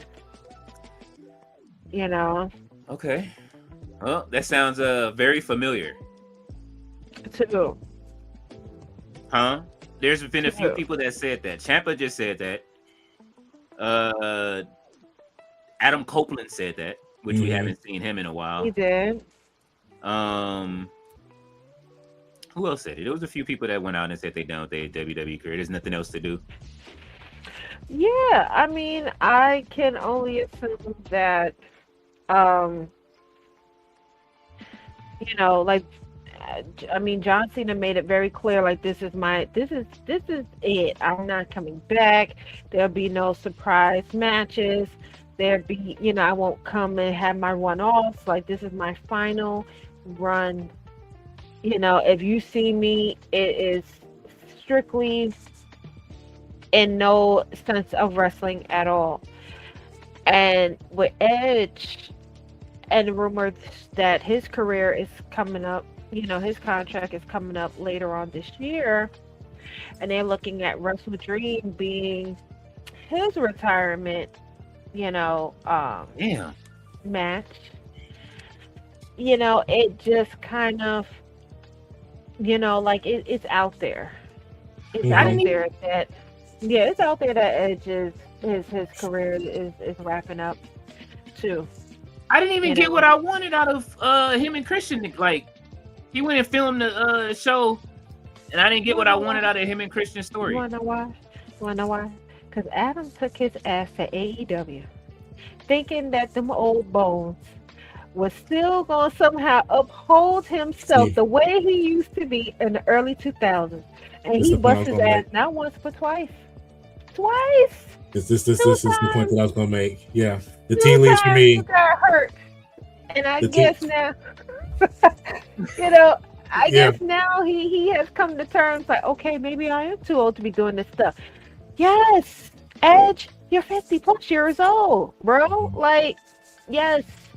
You see, Matt, I like to talk about how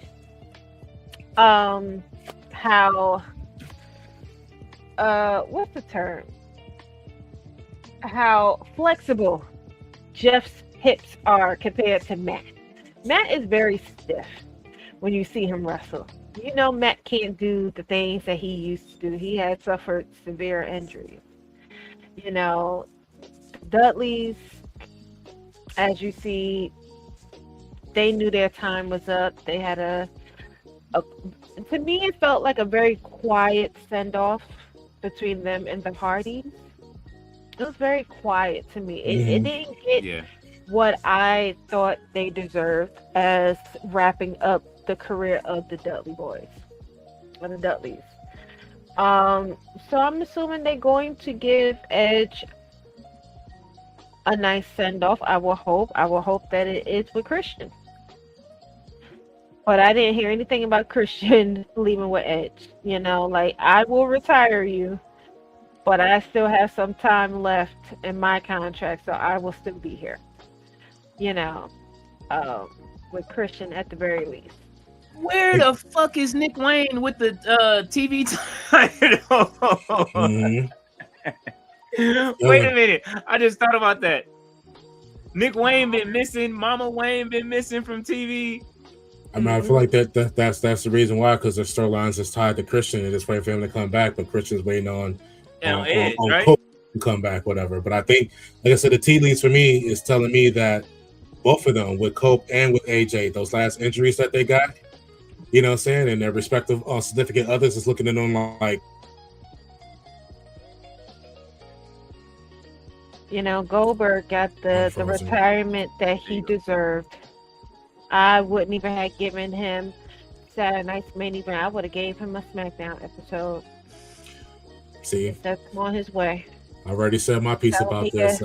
You could get your piece of cake in catering, sir. Goodbye. I'm not. See, I'm not the one. I'm not the one who's saying it. Megan Amber's is saying it.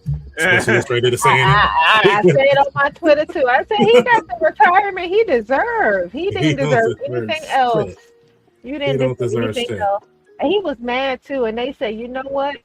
We gonna cut the camera even as you giving your final speech. Ain't no TV gonna hear it. No TV is gonna hear it. And they cut him right in the middle of his speech, and he was so mad. And I said, I mean, you have come after one of the top women wrestlers in WWE off and on for a minute now. So yeah, you got what you deserve. Appreciate you, Jay Millie. You know, it's so long. I don't think a lot of people is going to get the same send off as John Cena did. I don't feel like everybody deserves it. Not to compare other people's careers to John, but you know, if tomorrow is AJ's last match in WWE, whether people see it how I see it or not, I do feel like his send off being in Saudi Arabia is fitting for him. It's a monumental show because it's the first Royal Rumble in Saudi Arabia, so it will be tied to that. But no, Goldberg got exactly what he deserved. And you know, Jordan comparing Jade to Goldberg was uncalled for. It was uncalled for. But Jay got to look back though. Jay got to look back because her response was like, "Did you take your shot today?" Oh, yes. Yeah. That's why Jade is my champion. She's not yours. my favorite thing is watching Megan on Twitter. Why? Megan to tell you, because I'll be laughing at every all day if I get on, like, cause it's man, they be your cracking page me is up wild. too. They be cracking me up on there too. I mean, you know, it makes for good TV, you know. Well, yeah, I just be saying some outrageous things on my Twitter, you know, and you be catching them too. So I love it. I'm here for it. If you're at the portion of the show right now where we're getting ready to have Ilya versus The Miz, It's the reason why we're not close to the main event because these two thought they was in Japan, and they finna give you a 30-minute classic. Hate to spoil it for you, but Did you pass it already, or you seen it? No. The Miz was just coming out, so now they just showed the WrestleMania commercials. Yes. So no, I did. These last two matches I did not see, so I'm looking forward to watching this one for sure. You figure all the cardio on this one. Yeah, Miz think he is. One thing about Dragunov is going to give a show every single time, and I think that was what was missing. So I'm glad that he is back. I hate what they did with Pete Dunne and Tyler Bates. I absolutely hate it. Just bring real. You have lucha wrestlers. I don't understand. You have Penta. You have Rey Mysterio. You have Rey Phoenix. You have Santino Marella. Santo Escobar. Like you have. Well, had Rey Mysterio. Well, I mean, he's hurt, but he always bounced back. But you have enough to where you don't need this. You don't need it. Hopefully this will come to a head in the Royal Rumble when we get both of the Americanos in the ring together.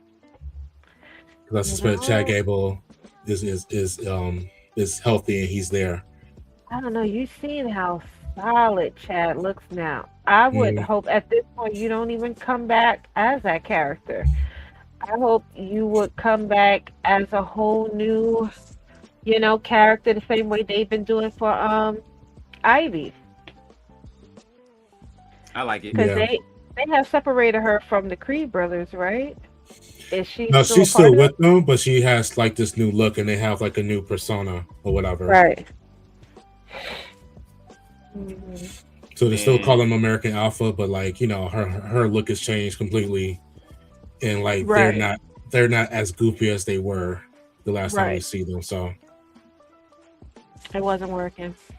It was not working, and and we have to give it up for the Miz. 22 years in the business, and you're about to see what he's going to be doing 22 years later. Like what he does in this match, like just the resiliency in this guy. Gilberto, to answer this question, the hype was just here. I'm pretty sure, and a few of us, those of us that loved Ava for what she did, but mostly it's a lot of us in this chat liked Ava. Y'all know she used to be on the thumbnail for a lot of the stuff that I was doing. I started putting her on the thumbnail because I liked her. But there was a lot of hate on Ava. If you go on a lot of these other wrestling groups and stuff like that, people hated on Ava. Yeah, I can show you right. This is my brother's response to it when I posted it to the group chat. It was just like they wrong. They wrong. Do your thing, Thea. Said Bret Hate is Hunter using Blue Chew to keep Stephanie satisfied. You are wow for that, Jay Millie. This is culturally inappropriate. Oh man, we doing that. He took it to the next level tonight. He trying to get y'all turned. Pause, better.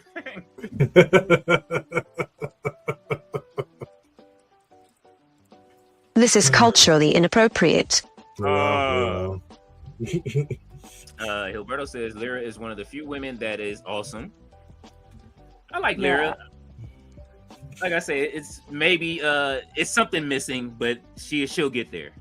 I like the dynamics between her and Bailey. Bailey is in that crash out mode where she don't give a shit. Even though they was running that same play between it was Bailey, it's Montez Ford and who else? The New Day.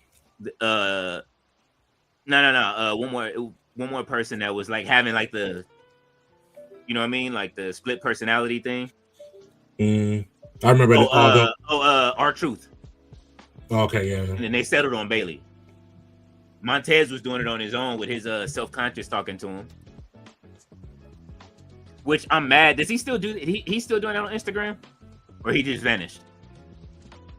Megan. Who? Montez. Remember he was doing the whole like his inner conscience was talking to him, the gangster thing that he was doing. I haven't seen anything. No, there hasn't been anything out there. They're gearing up to do those dates with NXT I hate that are not even really like TV dates. They're just dates. I hate that for them. I do too. I do. I was just looking at some of the stuff that's going on online. I feel like outside of wrestling, I feel like we are living in the twilight zone because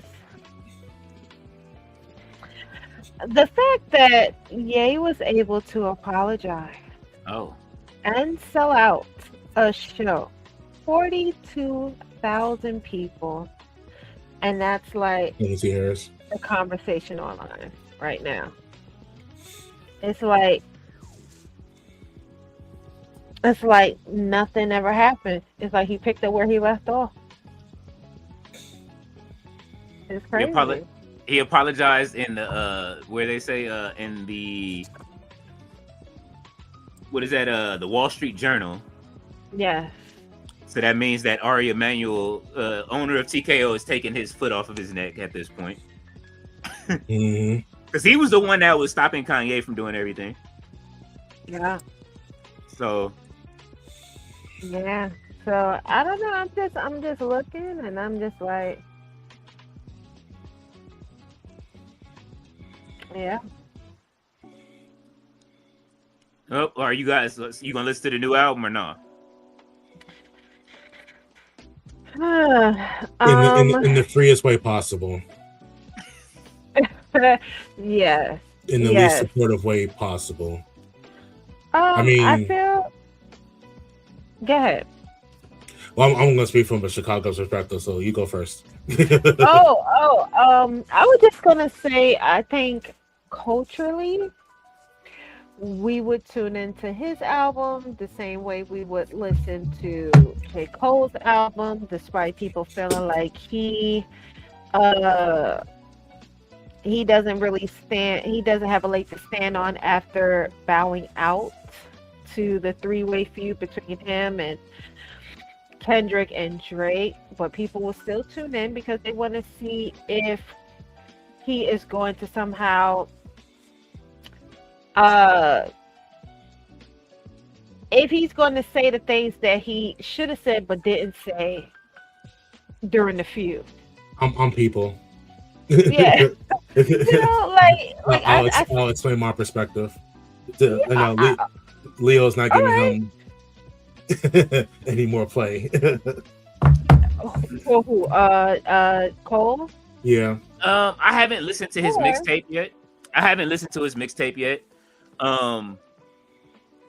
I'll be very honest. Everybody knows that I'm Team Kendrick just because of, you know what I'm saying? Like, you know the story. I came up with, the same dungeon as Kendrick. So, right. But not to say that I won't be biased. There's too much going on in rap for me not to pay attention now. With Game dropping yet another DJ Drama mixtape and him asking for the fade with Kendrick. So now I'm like tuned in. So I want to go listen to Cole's mixtape because now he's got Drake disses on there. So so now I'm trying to see what the angle is, and then like they're saying that there's bars for both. I don't know, it just seems like Cole is like trying to like come back for the redemption arc, and I want to see what he does on the way out. As he should, because it's like, I understand you did not want that. So I feel like that's the perspective, that Cole did not necessarily want that smoke with Kendrick. Mm-hmm.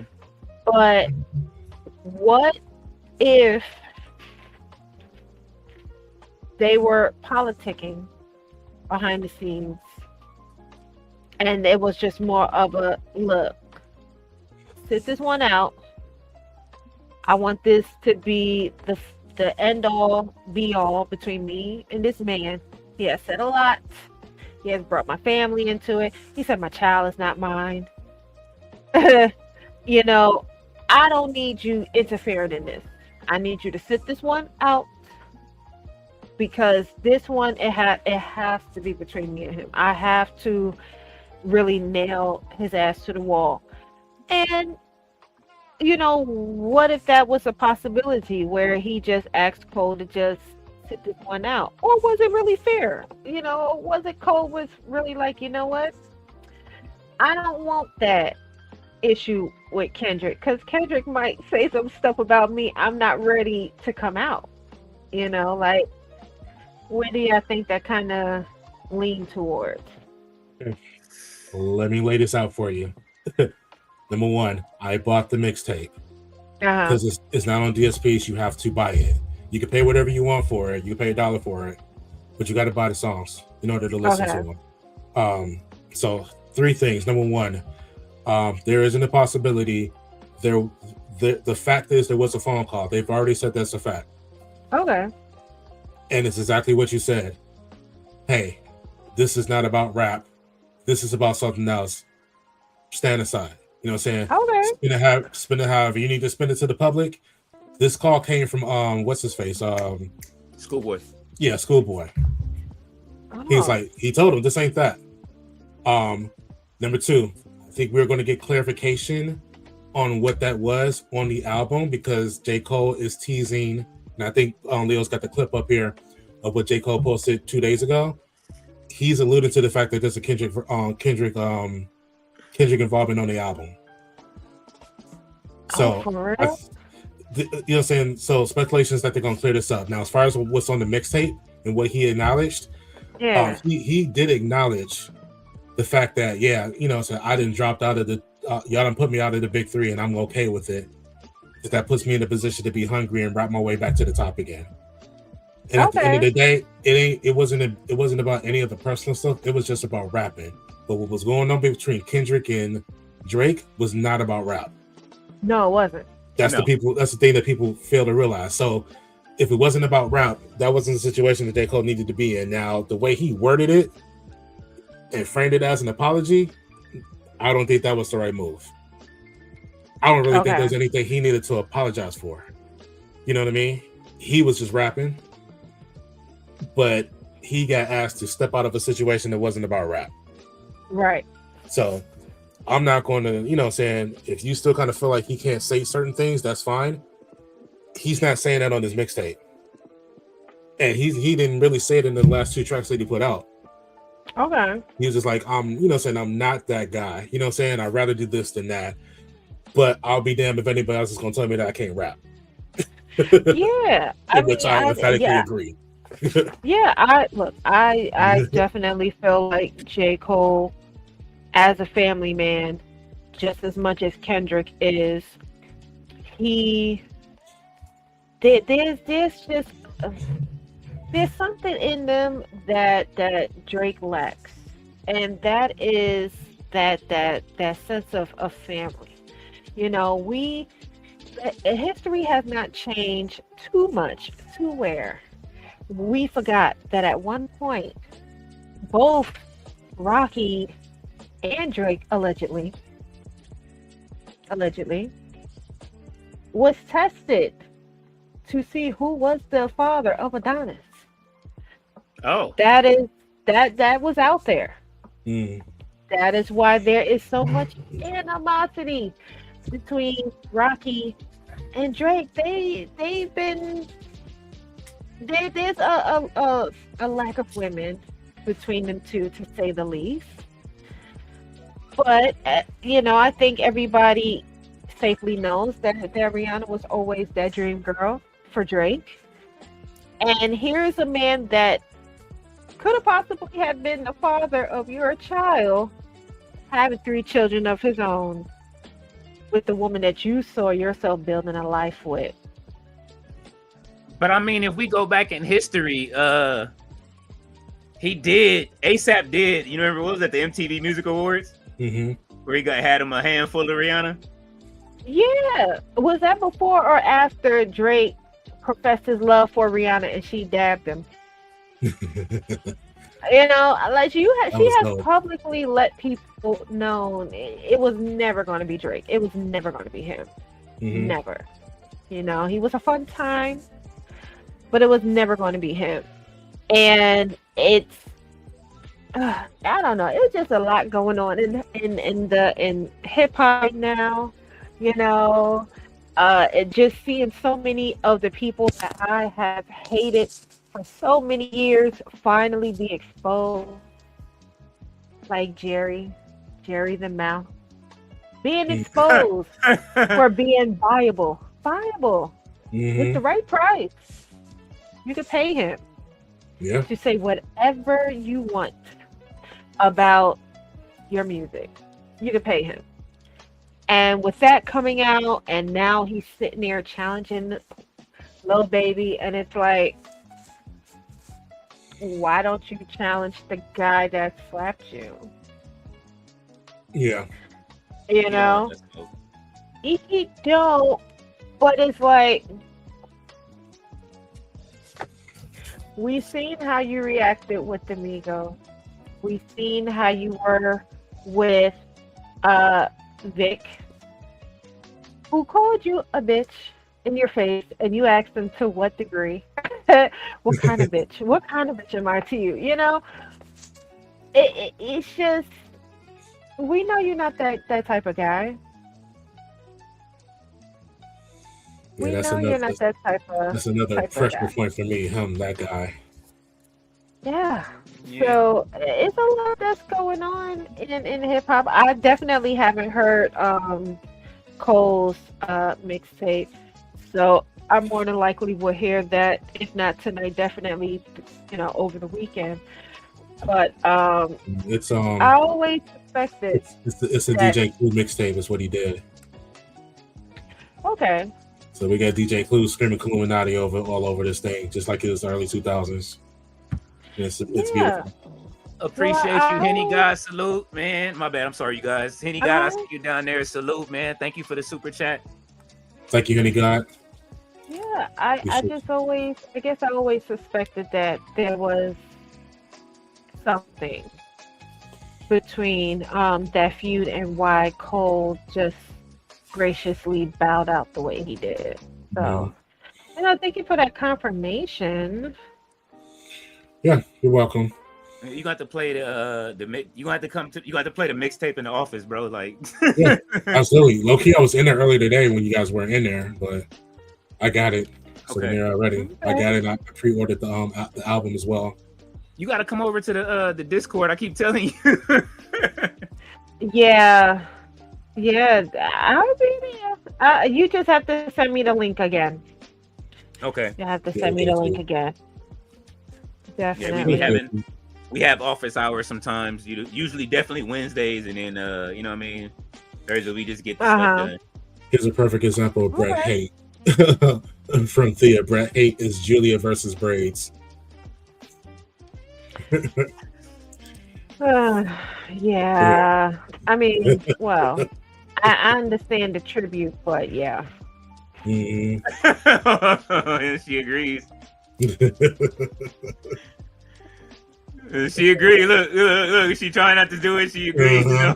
I mean, you know, I definitely have like a sore spot towards it because, you know, sometime last year I made a comment about Miss Sadie, and just simply I just felt like she didn't really push her WrestleMania match with Bianca as much as she has. Now, I saw it in a recent interview shortly before I had said that.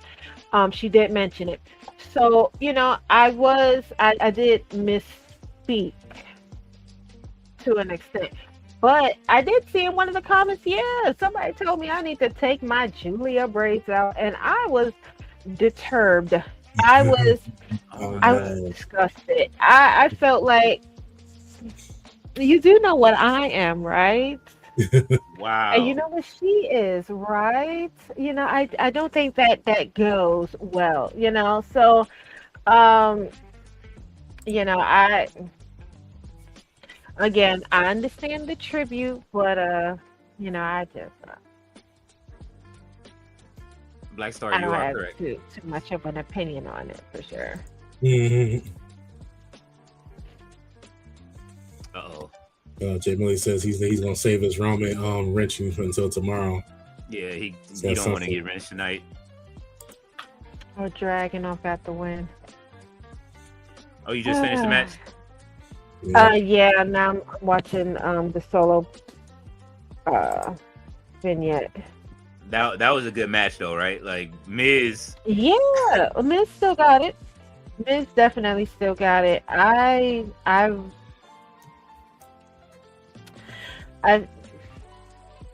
just glad that the Miz is still there. I'm glad that they still see him as a still deem him as useful. Honestly. Appreciate you, Anubis, for the congratulations. Thanks you, Anubis. Appreciate you. They're calling for Kiana James and Julie to be separated. Yeah. Oh yeah. Yeah. Yeah. I definitely think so too. I think Naomi would still have the title if she was there. So I don't know necessarily what actually I do. I feel like if Naomi was champion still, I think either they would have pushed the feud between her and Naomi, or they would have somehow given her the mid-card title. Mm-hmm. More than likely. Jade? She no, Stephanie. Okay. Stephanie, yeah. I think she probably would have had the mid-card title by now. I think the respect would have been for them to have like maybe like a three match series that ended at WrestleMania. Between who? Between Naomi and Stephanie. Like I definitely think that Naomi deserved to carry that title from Mania to Mania. So yeah, it's kind of sad to think of the what ifs, but at the same time, you're just happy for Naomi because if you know her story, like this is something that she really wanted. Yeah. I mean, she wanted both, but she chose motherhood, and I think she made the right choice for herself. I would even go back before that. The fact that you walked out of a company and was able to come back in and still gain favor, because you could have easily been somebody that came back in and they would have just thrown you all the shit, and you would have been in the same place. You know what I'm saying? Just because. Do you think it helped that she is the wife of Jimmy Uso? I don't want to have that thought, because I just don't really believe in Jimmy having that much pull. Maybe not him directly, but the family she's married to does. Married to? That thought doesn't feel good to me. It doesn't. I guess I just look at it as we know who's running the business. Yeah. And you still have people to this day say, I think that was a terrible decision that she made. She should have never left, and y'all still pushing this narrative that she shouldn't have left, as though she wasn't warranted for leaving. She did not like how she was being booked. She did not like how it felt trying to talk to Vinnie Mac and the Bella's ex-stepdaddy about different things. And now they're both gone. Exactly. And now they're both gone, but I think see, the story that I like is that she Like the only thing that I would say about her leaving is that she felt a bit like a follower. You know what I'm saying? I felt like, saying the leaving was more Mercedes' story in a sense, Yeah, or whatever. But saying she got signed by TNA. She rose through the TNA ranks. I mean, they respected her in a sense and put that title on her. She was able to return back to the company as the TNA Women's Champion. I would like to think more that work. You know what I'm saying? Like, it'd be easy for me to say, okay, well, who she's married to, because she went home and did nothing and then came back. You know what I mean? yeah, But she went to work.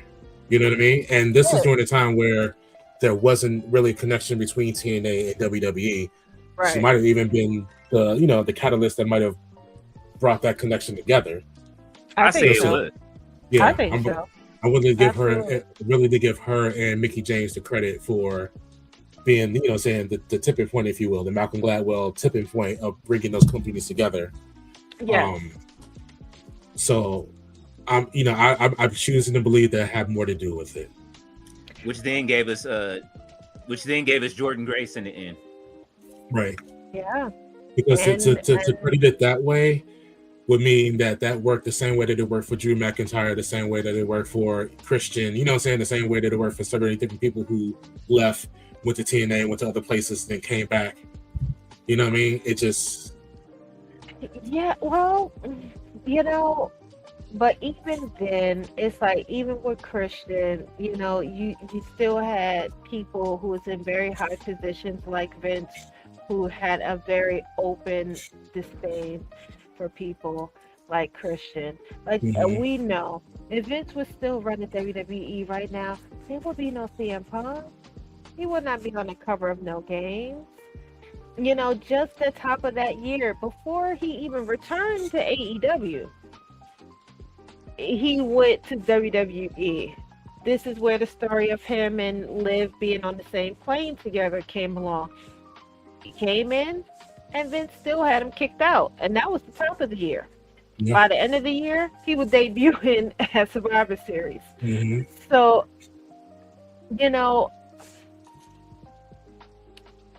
would Vince have been as forgiving? Well, to the one thing, her. My bad. I'm sorry. No. I'm just saying. Yeah, Mammoth.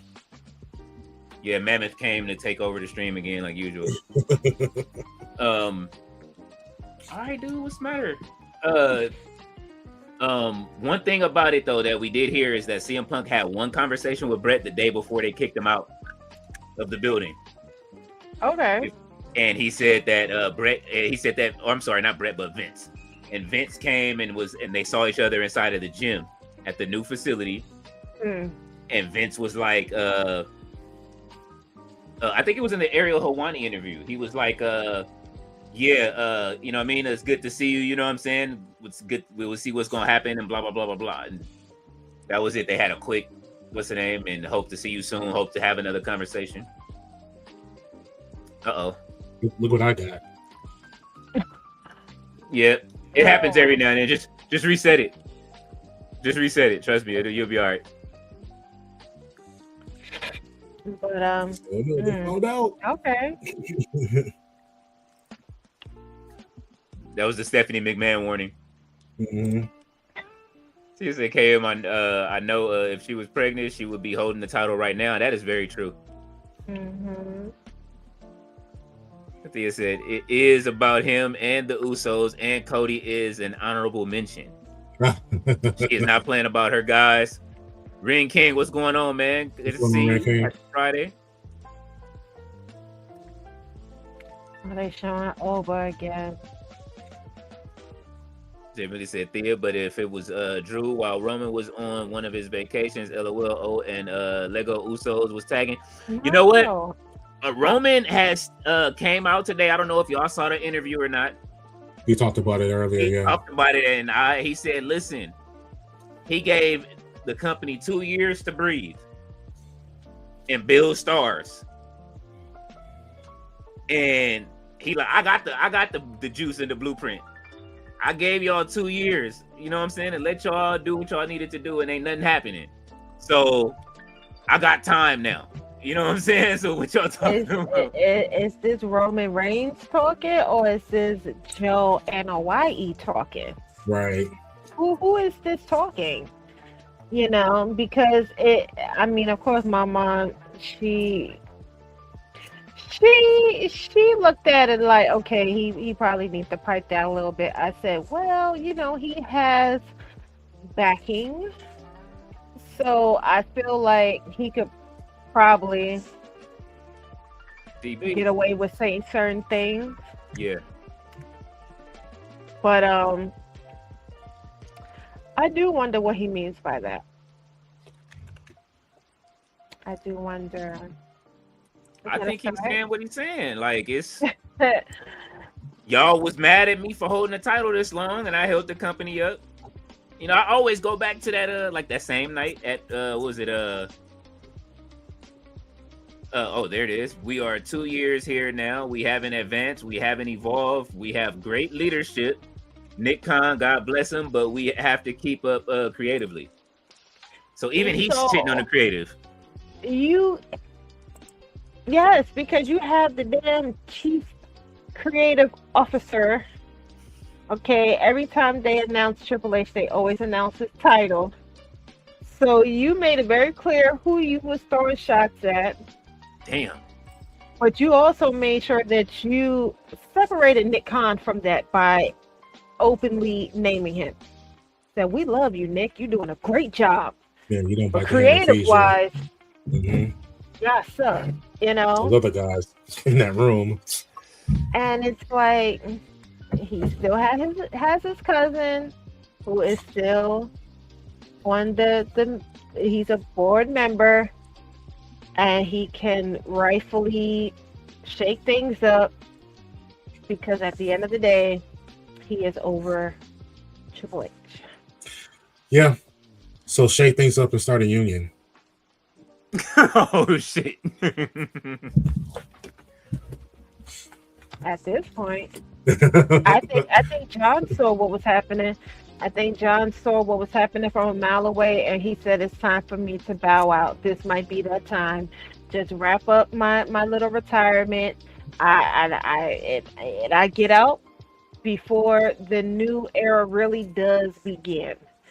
And they did not necessarily do his retirement the way I felt like it should have been, but he did the best he could with what he had, what he was given. He did the best that he could, and he pushed a lot of people in that time. But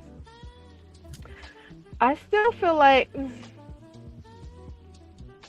in my opinion, or in my perfect world, I feel like him tapping out the way he did to Gunther was a big FU to creative. It was so half-assed. That tap was so half-assed. I do feel like that was a big FU to creative, and now you have Gunther saying, I made him tap out like a bitch. But it's like, no, that was a pity tap. It was a pity tap for Gunther. It did not make Gunther look strong in any way, sense, or form. That was a double entendre, by the way. I what? You said you gave him an FU. Oh. I mean, I do. I really feel like that was y'all really messed me up during my retirement. Y'all had me in matches with people I did not want to be in. I made it clear I did not pick the people that I was going to fight. Hint, hint, Brock Lesnar. You know, I did not pick that guy. And Triple H said, oh, yes, you did. And John Cena said, no, I did not. You know? Well, I'm sorry. Gilberto said y'all got it twisted. It costs $20 to go to the Rumble. LOL. That's why I'm heading back to PR for another Backlash. Last time I paid $35 for SmackDown and the pay-per-view each. Yeah, PR is not Saudi Arabia. I get what you're going with this, but no, he said the VIP tickets over there in Saudi was $400. Yeah. Yes, Saudi is not PR. Like it costs more than that $400 if you're gonna fly over to Saudi Arabia for the Royal Rumble. Oh, he talking about the flight. Yeah. I'm talking about I'm talking about all the other stuff. Oh, I'm the talking amenities. about your soul. Oh, That's what I'm talking about. yeah.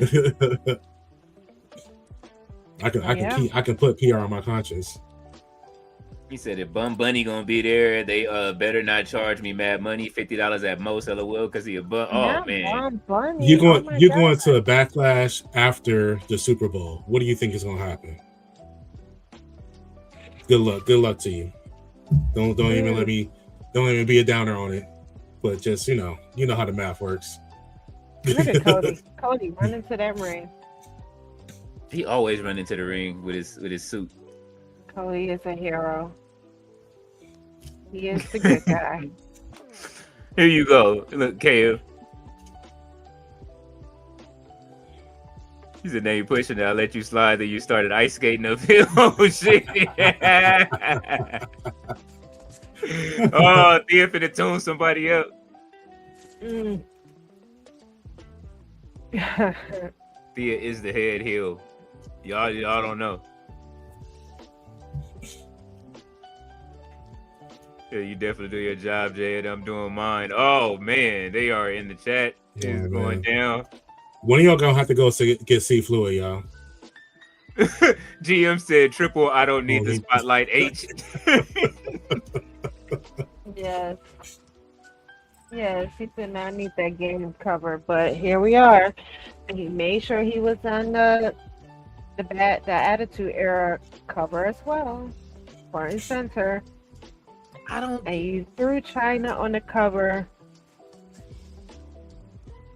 but you're still not trying to induct her. So which is the highest cover, the Monday Night Wars or the? I mean, it don't matter. The thing that don't matter is that they not gonna be sold in the store. Right. It's just all digital, and then all we're gonna see is the 2K logo, or we're gonna see CM Punk on the cover. That's it. It can't be. Wait, certain covers can't be bought, hard copies can't be bought online.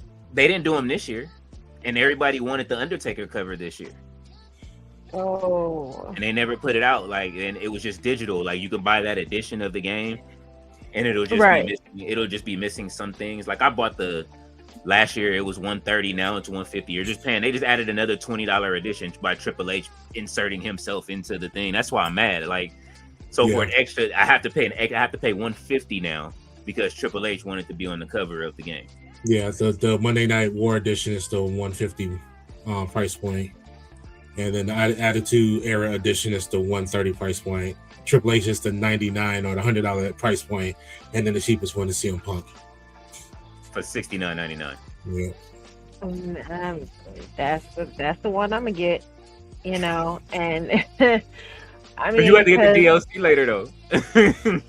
I know, yeah, because $150 is just a lot. My sister, she just, as an early birthday present, she had just gotten me to switch to. Mm-hmm. But I have 22, 24, and 25 on the Xbox Series. Okay. Mm-hmm. So, either way, both will be able to be played on the TV. But I'm just wondering for which system do I think I want to buy it for? Yeah, it's gonna be one or the other. It's not gonna be both. I kind of want it on both now. So I'm trying to figure out how I'm gonna do this. You know what I mean? Because I be wanting to use my Switch and take it with me to travel. Giving them away, right? Huh? So that's how I got 24. They stopped giving out the codes. Cause that's how I got 24. Oh, through a code? Yeah, like the 2K Twitter accounts, they was giving out free codes. Oh no, they're gonna give them away. But they didn't do that last year, did it? Yeah. They gave free copies of the game last year. Mm-hmm. They give them out every year.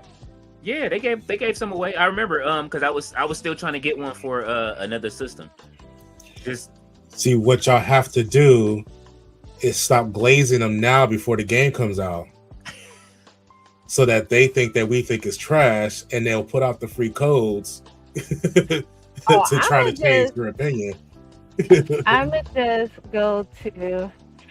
I don't want to put myself or my friend out there, but I'll be nice to Mr. Cornell. He be helping out with them codes from time to time. Yeah. To help a sister out. Because $150 is crazy. I mean, I usually make it back in. I do it for the community, so you know what I'm saying, like. Yeah.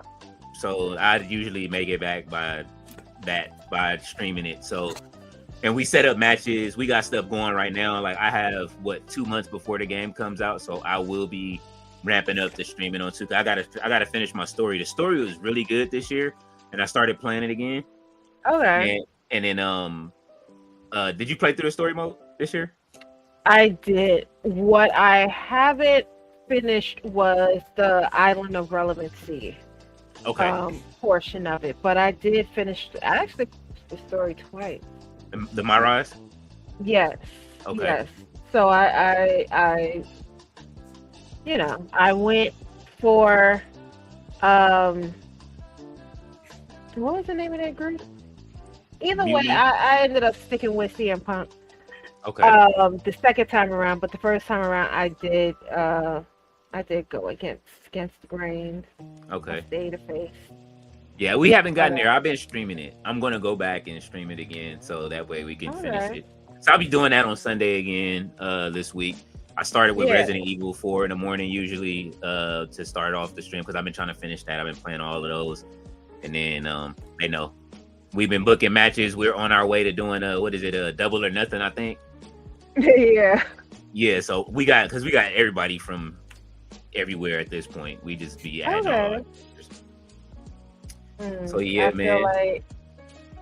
I don't know. I feel like I can play games because I'm trying to play the game through of San Andreas. My son haven't seen that game complete. The story. And I feel like I couldn't play those games because the way I continuously lose or I would fumble a mission, I'll be ready to quit the game. And I know you have to, there's a sense of playing the game through, but after a couple of being wasted a few times, I'm ready to just give up on the game. Well, that was fun, y'all. Let's see what's on TV. Let's watch TV together. Because I'll be over it. I'll be ready to give up on that game. All right, Lee, I'm gonna bookmark your spot, but I just want to highlight a couple of things. Yeah, Ballet is saying that she's still here. That means that the Sandman is streaming right now, or probably has been streaming for a little while. So make sure you check in with the Sandman and make sure that y'all tap in with him. Also, I did see down here, Yella is here, congratulating us. Yes. Oh, thank you, Yella. Yeah, go down. Just start. A lot of them we can move on a little bit in the comments. All right, y'all got us tomorrow for we're gonna move on in the comments. I know some of y'all comments is there, but we all know y'all got us tomorrow for Royal Rumble too. So also want to point out that Nataki is in the building, wishing everybody Sicky Mouse getting his great sweatpants. So thank you, Nataki, for checking in.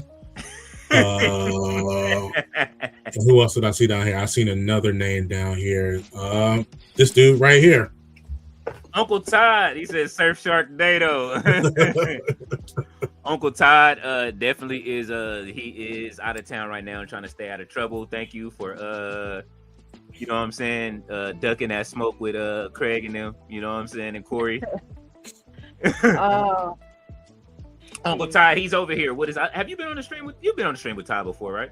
Yes. Okay. Yes, that whole Corey thing. Yeah, he's on Craig Facts, so he over there ducking as smoke. He should, because Corey's in Vegas for WrestleMania early. He said I'm in Vegas for WrestleMania early. He wildin'. Yeah, man, you can keep going through. He tried to pop in, but the link was faulty. He says, "Oh, it's the same link for you. Got to listen. You got to label the links. They're not all the same link. Like one is for One is for NXT. One is Yes, for Herbal SmackDown. guy. Yeah. As AJ, I'm gonna miss it.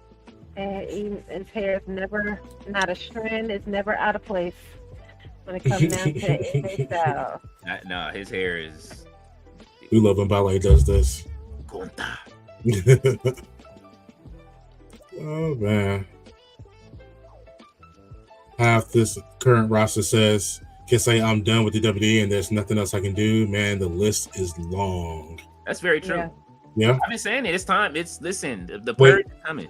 Yeah, WrestleMania scene is coming up, so that you know that Black Friday is right around the corner. So, Oh no. Oh, don't call it Black Friday. Don't call it Black Friday. It ain't that many on the roster. Right? You know, I mean, damn, that is true. But you know, I just hope that the tides is going to change. I hope. You know, I mean, you know, I feel like both companies they have their ups and downs, and you know, right now WWE is not very strong. Because yes, you have all the players, but you don't know what to do with them. Nope. You know, and now you got Roman pretty much threatening to hijack the titles again. You know, he's telling you, I'm gonna talk to my cousin, and I'm gonna get that title, and it might be 5 years that I hold the title this time. You know, I don't know. I might. I did my little Hollywood thing. You know, I appeared in the movie. You know, but now I'm back, so I might just take the belt and hold it for, you know, another 3 years. Who knows? So yeah, they better do something quick because Roman he telling you the plan. He's taking that title off CM Punk. That's what I think. Well, let's look at let's go across the pond for a second because a lot of people are making the same argument about AEW, signing everybody and their mother and their daddy and their cousin, and having a over full roster, not knowing what to do with everybody. Yes. What do we think the play is there? You know, well, if it's true that the 3-letter man is really running things behind the scenes to the point where he can have a say on who isn't signed there, then who's to say that he doesn't also have that same type of pull when it comes down to the titles? Now you have Jon Moxley, and I gave him the title that Okada had held for a minute. Okada was holding that title for a minute, and they gave it to John, and they kind of excluded him out of the heavyweight scene because I felt like he was looking to have a title, and so they gave him a title to kind of comfort him. But it's very much a mid-card title. It's not the championship that someone like Jon Moxley would necessarily want. I'm tired of seeing the same faces fighting over the belts over there. I would have thought at this point we would have seen Bobby or Sheldon go up for the title. Somebody can tell me, well, why are you in my brain right now? They know I've said this before. Why have they not? I was really irritated. Now I like John. I do. I was irritated that they gave Sheldon a title, the first title opportunity after John won that title, knowing good and damn well they was not going to give it to him. Yeah. Right. However, you chose to you created a whole brand new title, the national title, and you gave it to Ricochet. I cannot tell you how many times he has defended that title. That's neither here or there. But, you know, I see that where the main focus is lacking is the mid-card belts. And there's a lot of them. You have the belt that Mark Briscoe have. You have the title that Ricochet now have. You have the title that Jon Moxley have. But, you know, I feel like there's a title missing. There's still a debate as to whether Okada still holds a title, even though he gave up a title to Jon Moxley. And I feel like that's what I'm saying. I feel like we won't have the confirmation on that definitively until we actually see Okada come back to television. He had it. He had it one night. He had the international title one night. I think he came back once with it, if I'm not mistaken, backstage or something like that. Yeah, we need a definitive answer on that because everybody has like the. I think I saw him with it. I'm not sure about it. Like, we need a definitive answer on this. Right. As to whether he still has a belt around his waist. Right. But with that being said, there's too many belts. And there's not enough focus on belts. They can't feel important that they all exist. I feel like one of those belts was supposed to be a belt that somebody was supposed to win and go somewhere else with it. And that was supposed to be the traveling belt.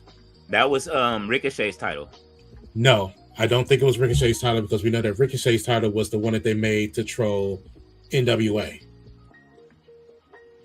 I'm talking about before that because one of them was called an international title. Was it Okada's belt? Because I thought Okada's belt was unified. Right. He had a title and Kenny had a title, and his title got unified, which is the title that Okada still has. That's the unified belt. No, okay, it's so not. It was unified. Yeah, the unified doesn't even exist right now because it's not unified. It got separated, and Moxley has the other one that unifies it, the AEW Continental Champion, and then Ricochet's title. That's what it was. And then they made Ricochet's title to travel, which is what the International Championship was for, and the Continental Championship. So like it's all convoluted with these three titles here. Right, because they keep on putting whatever the international title is at the time, they keep on putting it on somebody who doesn't want to travel. Yeah. Like, I feel like they put it on Pac first, but then he got hurt. They put it on Orange Cassidy. And he was like defending that belt every week, wasn't he? Yeah. Not? Yeah, he was defending the belt every week, but he never went anywhere with it. So it kind of defeated the purpose of the belt. It got really confused, and it's still confused. MJF is actually the one that travels and defends his title instead, since they won't. He defends the heavyweight championship around the world, and since that nobody else travels with the traveling titles. But meanwhile, we got Mercedes that hits the road with 13 titles, and people want to hit on her. You know, I mean, I never necessarily understood the idea of them having belts that they defended on other promotions. I think that's pretty cool. You know, I mean, when it came down to Mercedes, I was definitely one of the people that didn't see the forest because of the trees, you know, so I wanted to know exactly where we're going with this. How long is this going to go? You know, and she was sitting here collecting belts. And it wasn't so much that I was mad that she was collecting all these belts. It was, okay, I understand that there is a point to you collecting these belts from these different promotions. However, what is that leaving for the women of those promotions who are not wrestling in other promotions? What is that leaving them to fight for? Because you have the belt. How often are you going to go back there to defend the title that you have won from their promotion? You know? Okay, I see the show is ending with Cody and Sammy. Yeah. And then Braun Spirit. I can't stand Braun Breaker. He just on my nerves. Oh, I can't stand this guy. I can't. You know, if there's one person I want to see Brock Lesnar eliminate, it's Braun Breaker. Or maybe even Oba. Maybe even if Oba eliminates him. I just want to see him no-sell the spear. You know, yeah, because I don't know, Brock is kind of interesting. You never really know what you're going to get out of him. You just never know. I mean, you're going to get urine out of him. Braun is sure. annoying. Uh-oh, Listen, Whatever grown people are into, whatever gets your rocks off, whatever it is that you like to listen or to hear, that's your business. You know. Now I ain't never came across as look. I'll be 39 next month, Mhm. and I never came across uh uh uh, a lover of peace. I don't know. I can't say that I have. Oh, I whatever Brock is into. Hey, if you like it, I love it. You know, Yeah, I it's don't know. it's it's I'm not shaming anybody for what they're into. It's the consent piece for me. Yeah, consent piece. That's hilarious. Like consensual has to be the highlight of whatever you're into. absolutely, absolutely, Otherwise, absolutely, otherwise, my 100%, foot is going to be on your neck until you die. I don't give a shit. absolutely. So hey, maybe this is coming to um, maybe this is coming to the end of his time in WWE. It seemed like I mean, where there's smoke, there's fire. So the fact that they are kind of putting it out there that there's a potential retirement plan in store for him tells me we shouldn't expect him to be around for much longer. You know, so and I think that would make a lot of people happy. You know, so yeah. Oh my God, Thea is wild. So that's a statement we came up with this family. That's a Roman statement. She is married to Jimmy J and Roman. Oh, okay. I Oh get man, she picked well. yes. She picked RB well. is in the building. What's up? What's RB, going on with your RB? what up, RB? That's all right. That's all right, man. Listen, we know you gonna slide through. No Vinny. Mhm. Let's see. Yeah, we are going down. We trying to keep up with the comments. Too.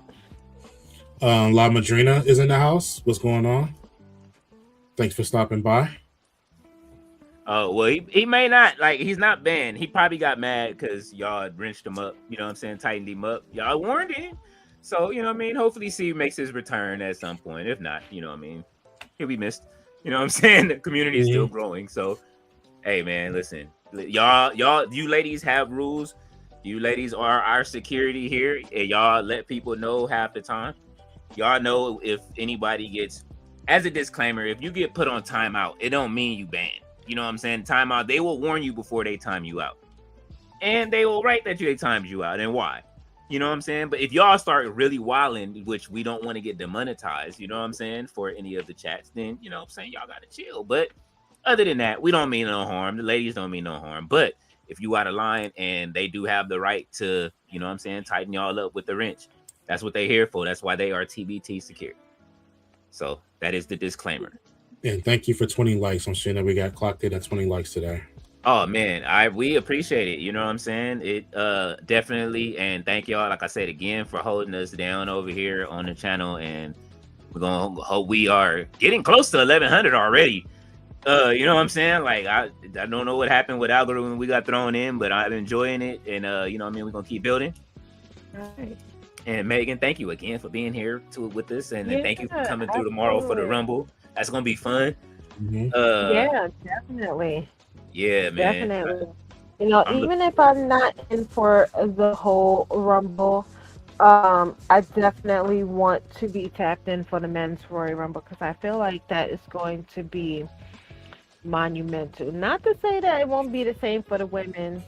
Mhm. I'm definitely hoping we have some familiar faces come Yeah. tomorrow, but I do feel like everybody knows the Royal Rumble is kind of where what it's the beginning of the road to WrestleMania.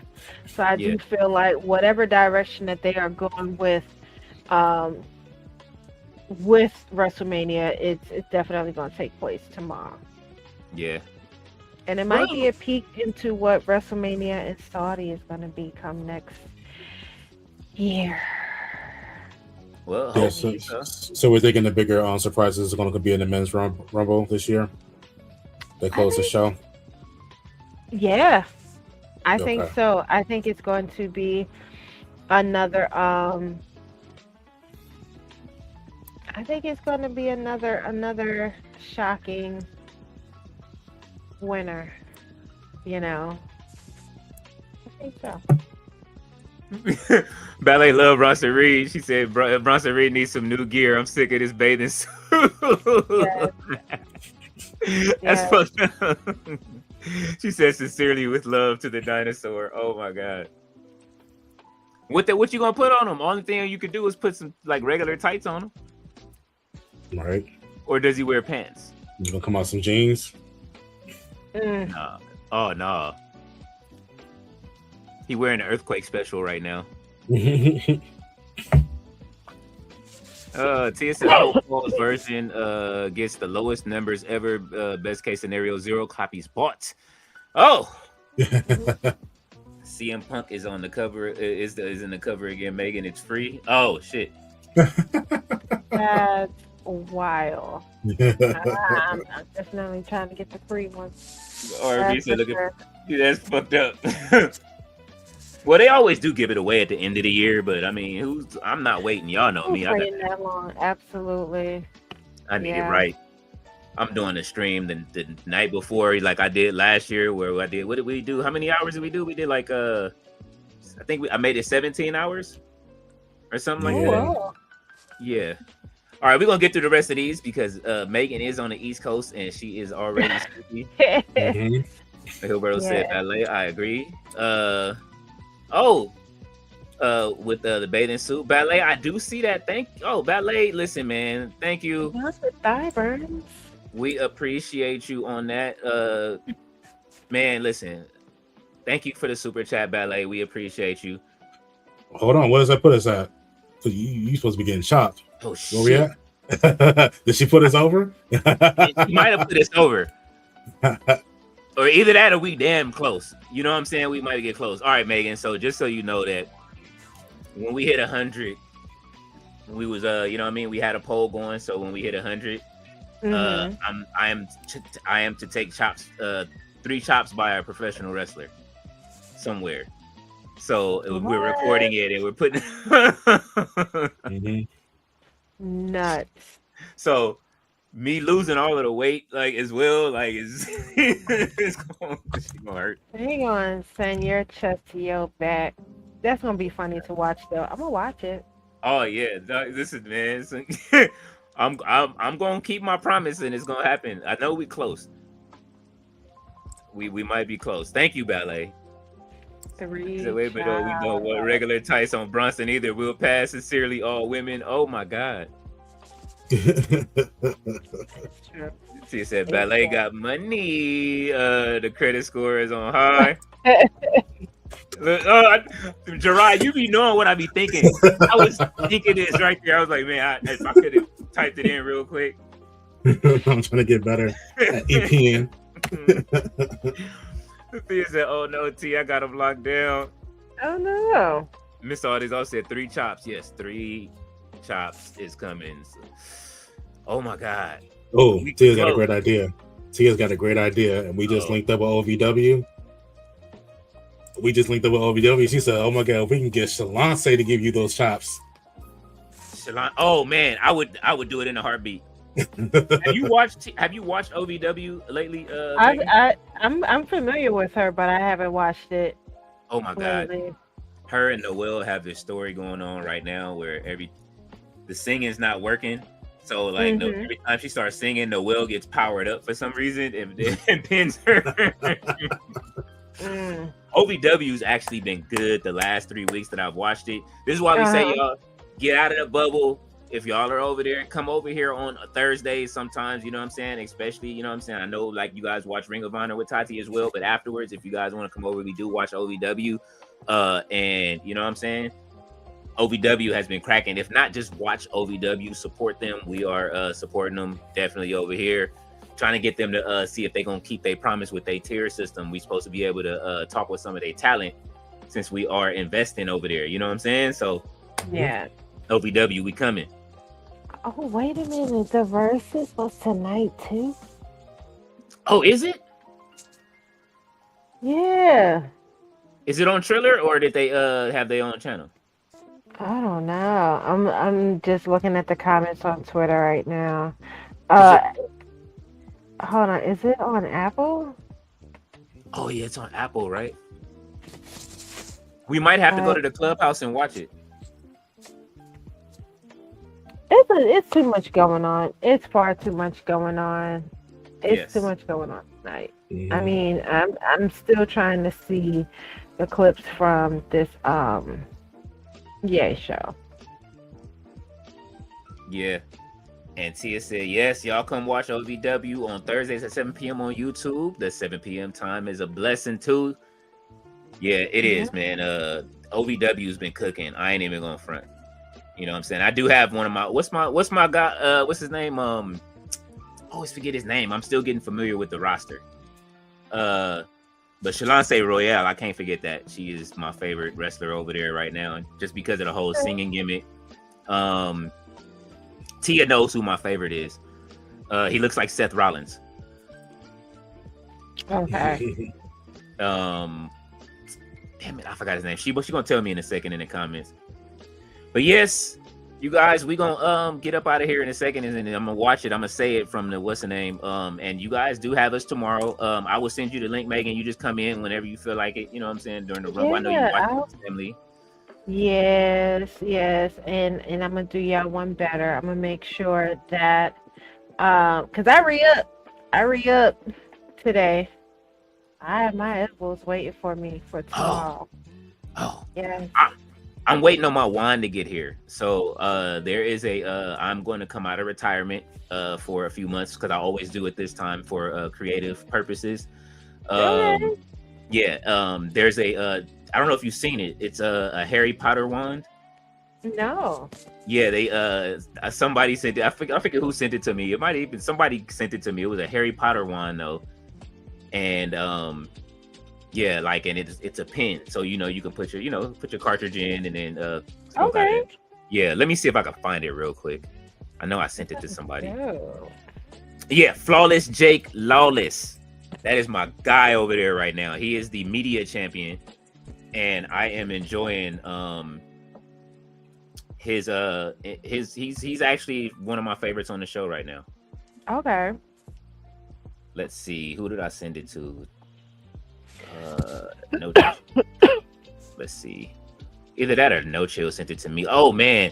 And I gotta send y'all just some other stuff. I sent it to Gerard this morning. If y'all know I love the remakes of these when they be doing the voiceovers of the cartoon. They redid Thundercats and they got Lionel in them. It's been hilarious. Mm-hmm. And the Transformer redos have been good. Where is it? Who did I send this to? Gerard, did I send that to you? No. Oh, you put it on. I thought you put it on Instagram. Well, maybe you send it to me directly on Instagram. That's what I'm trying to see. I know that one. I'm talking about the Harry Potter joint. Oh no, you didn't send me that one. All right, I'll find it, Megan, and send it to you. Okay. But I'm you know what I'm saying, since I know you partake, you could, I know you know what I mean, if you want to order one, they are absolutely fantastic. And I'm going to finish that game on streaming sometime this year too. I never finished the Harry Potter joint. Oh. But RB said, fun fact, Booker T been training Jade Cargill. Oh, so she did go down to him. Okay. Yeah. Yeah, that's why she got the bicycle kick. Oh. Well, everybody, he just like, listen, I want you to use the bicycle kick trick. You use the other kick. Yeah, the bookend. Bookend. I can inherit my moves. And what's her name is retiring. But I don't care. Who was it? What's her name? She was over with Booker T. She was the chosen one. What was her name? Which fun. I feel like he had a few of those chosen ones. You ain't talking about my girl, Smiley Collie Ray, as you? No. She was in ROW. I would have to look in the email. She was supposed to do a interview with us, and she curved me after she agreed. So I'm just like, I don't really care if she's retiring. So he's like, retire, go to hell. Who cares? That's it. You know what I mean? Oh, I got you covered. Don't worry, Nataki. I got you covered. So we gonna get up out of here, y'all. We will see y'all tomorrow for the Royal Rumble. And it's early. Don't forget, they're in Saudi. So put your bell on if y'all want to make sure that y'all see the Rumble. If you're on West Coast time, it's 11 a.m. Central. It would be 1 p.m. 1 p.m. and 2 if you're on Eastern time. 1 p.m. I gotta remember that. Yeah, so I'll be up early. In the bathroom, forget. Yeah, I will be up early, making sure that you guys do have the, you guys will see the thing up and the marquee or the thumbnail. So thank y'all for being here. Thank you, Megan, for being here tonight. We appreciate it. Celebrating with us on our celebration. Always fun to talk to you. Oh, yes. Thank you so much. I didn't know tonight was going to be such a monumental night, but I'm glad to be here. It was fun. And I'm glad to see 1,000 more and more after that. Yes. And if you are not subbed, scroll down. Y'all see it scrolling. If I may speak candidly, go over to her channel and sub if you are not subbed yet. And if not, just scroll down on the page. Y'all will see it right there. And Megan is yes. I'm trying to weave away from the pre-recorded videos. So I am I would love to start streaming. But as long as I have people there as I'm streaming, it should be fun, So man, we're gonna be there. Just what I'm saying? Like I just got all I need to know is what shows you streaming, what I'm saying? Some of I know a lot of it, there's a lot of overlap between a lot of the different shows. So I'll definitely but I do also want to expand into other things outside of wrestling too. So, I'll be definitely being more open to having conversations, especially with the things that's happening. Now, not to get too political, but more so like what's happening in the entertainment world, because for those that know me, know that's my field. Yeah. In entertainment, and I do miss talking about it, but I want to find a nice blend between both that and talking about wrestling as well. So, just ride with me until I can find that equal yoke. We might have some stuff for you. Yeah, stick around. Like you can stick around just for a little bit afterwards. You know what I'm saying? Yeah, definitely. Rod's been talking about this. So, all right. Well, you guys, we will see y'all tomorrow. We see them comments still coming in. Let the credits roll. You know what I'm saying? The comments are the credits. And man, we're gonna go ahead and play the outro. Y'all already know what it is. Spotlights by the Real Heel No Chill, who is a part of our streaming community. He will be here with us tomorrow. Well, he's trying to be. So man, y'all go ahead and pray that he will be here. And let's play this joint, man.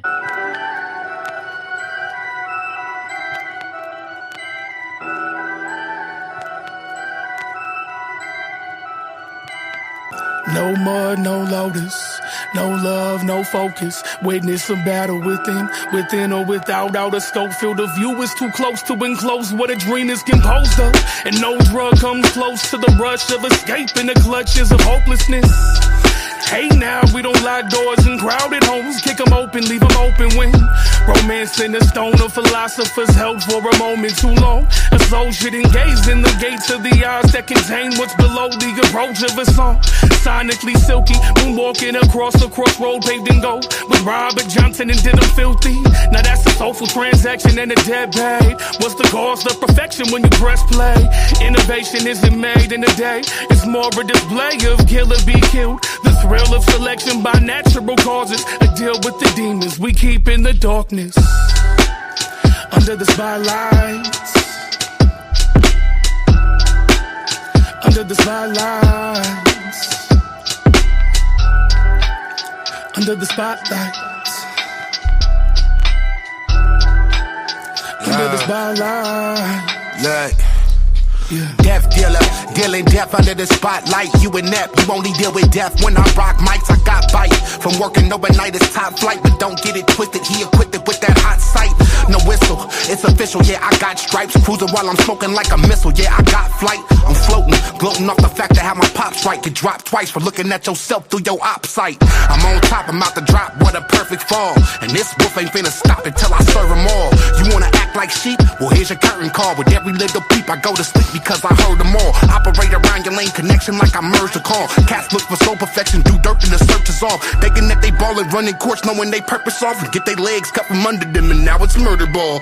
Look, and a fact is a fact. Everybody wanna get into this rap, throw a stack. Try to kick in that dough with the 44, not knowing that dough is equipped with a latch, it's a trap. Under the spotlights. Under the spotlights. Under the spotlights. Under the spotlight.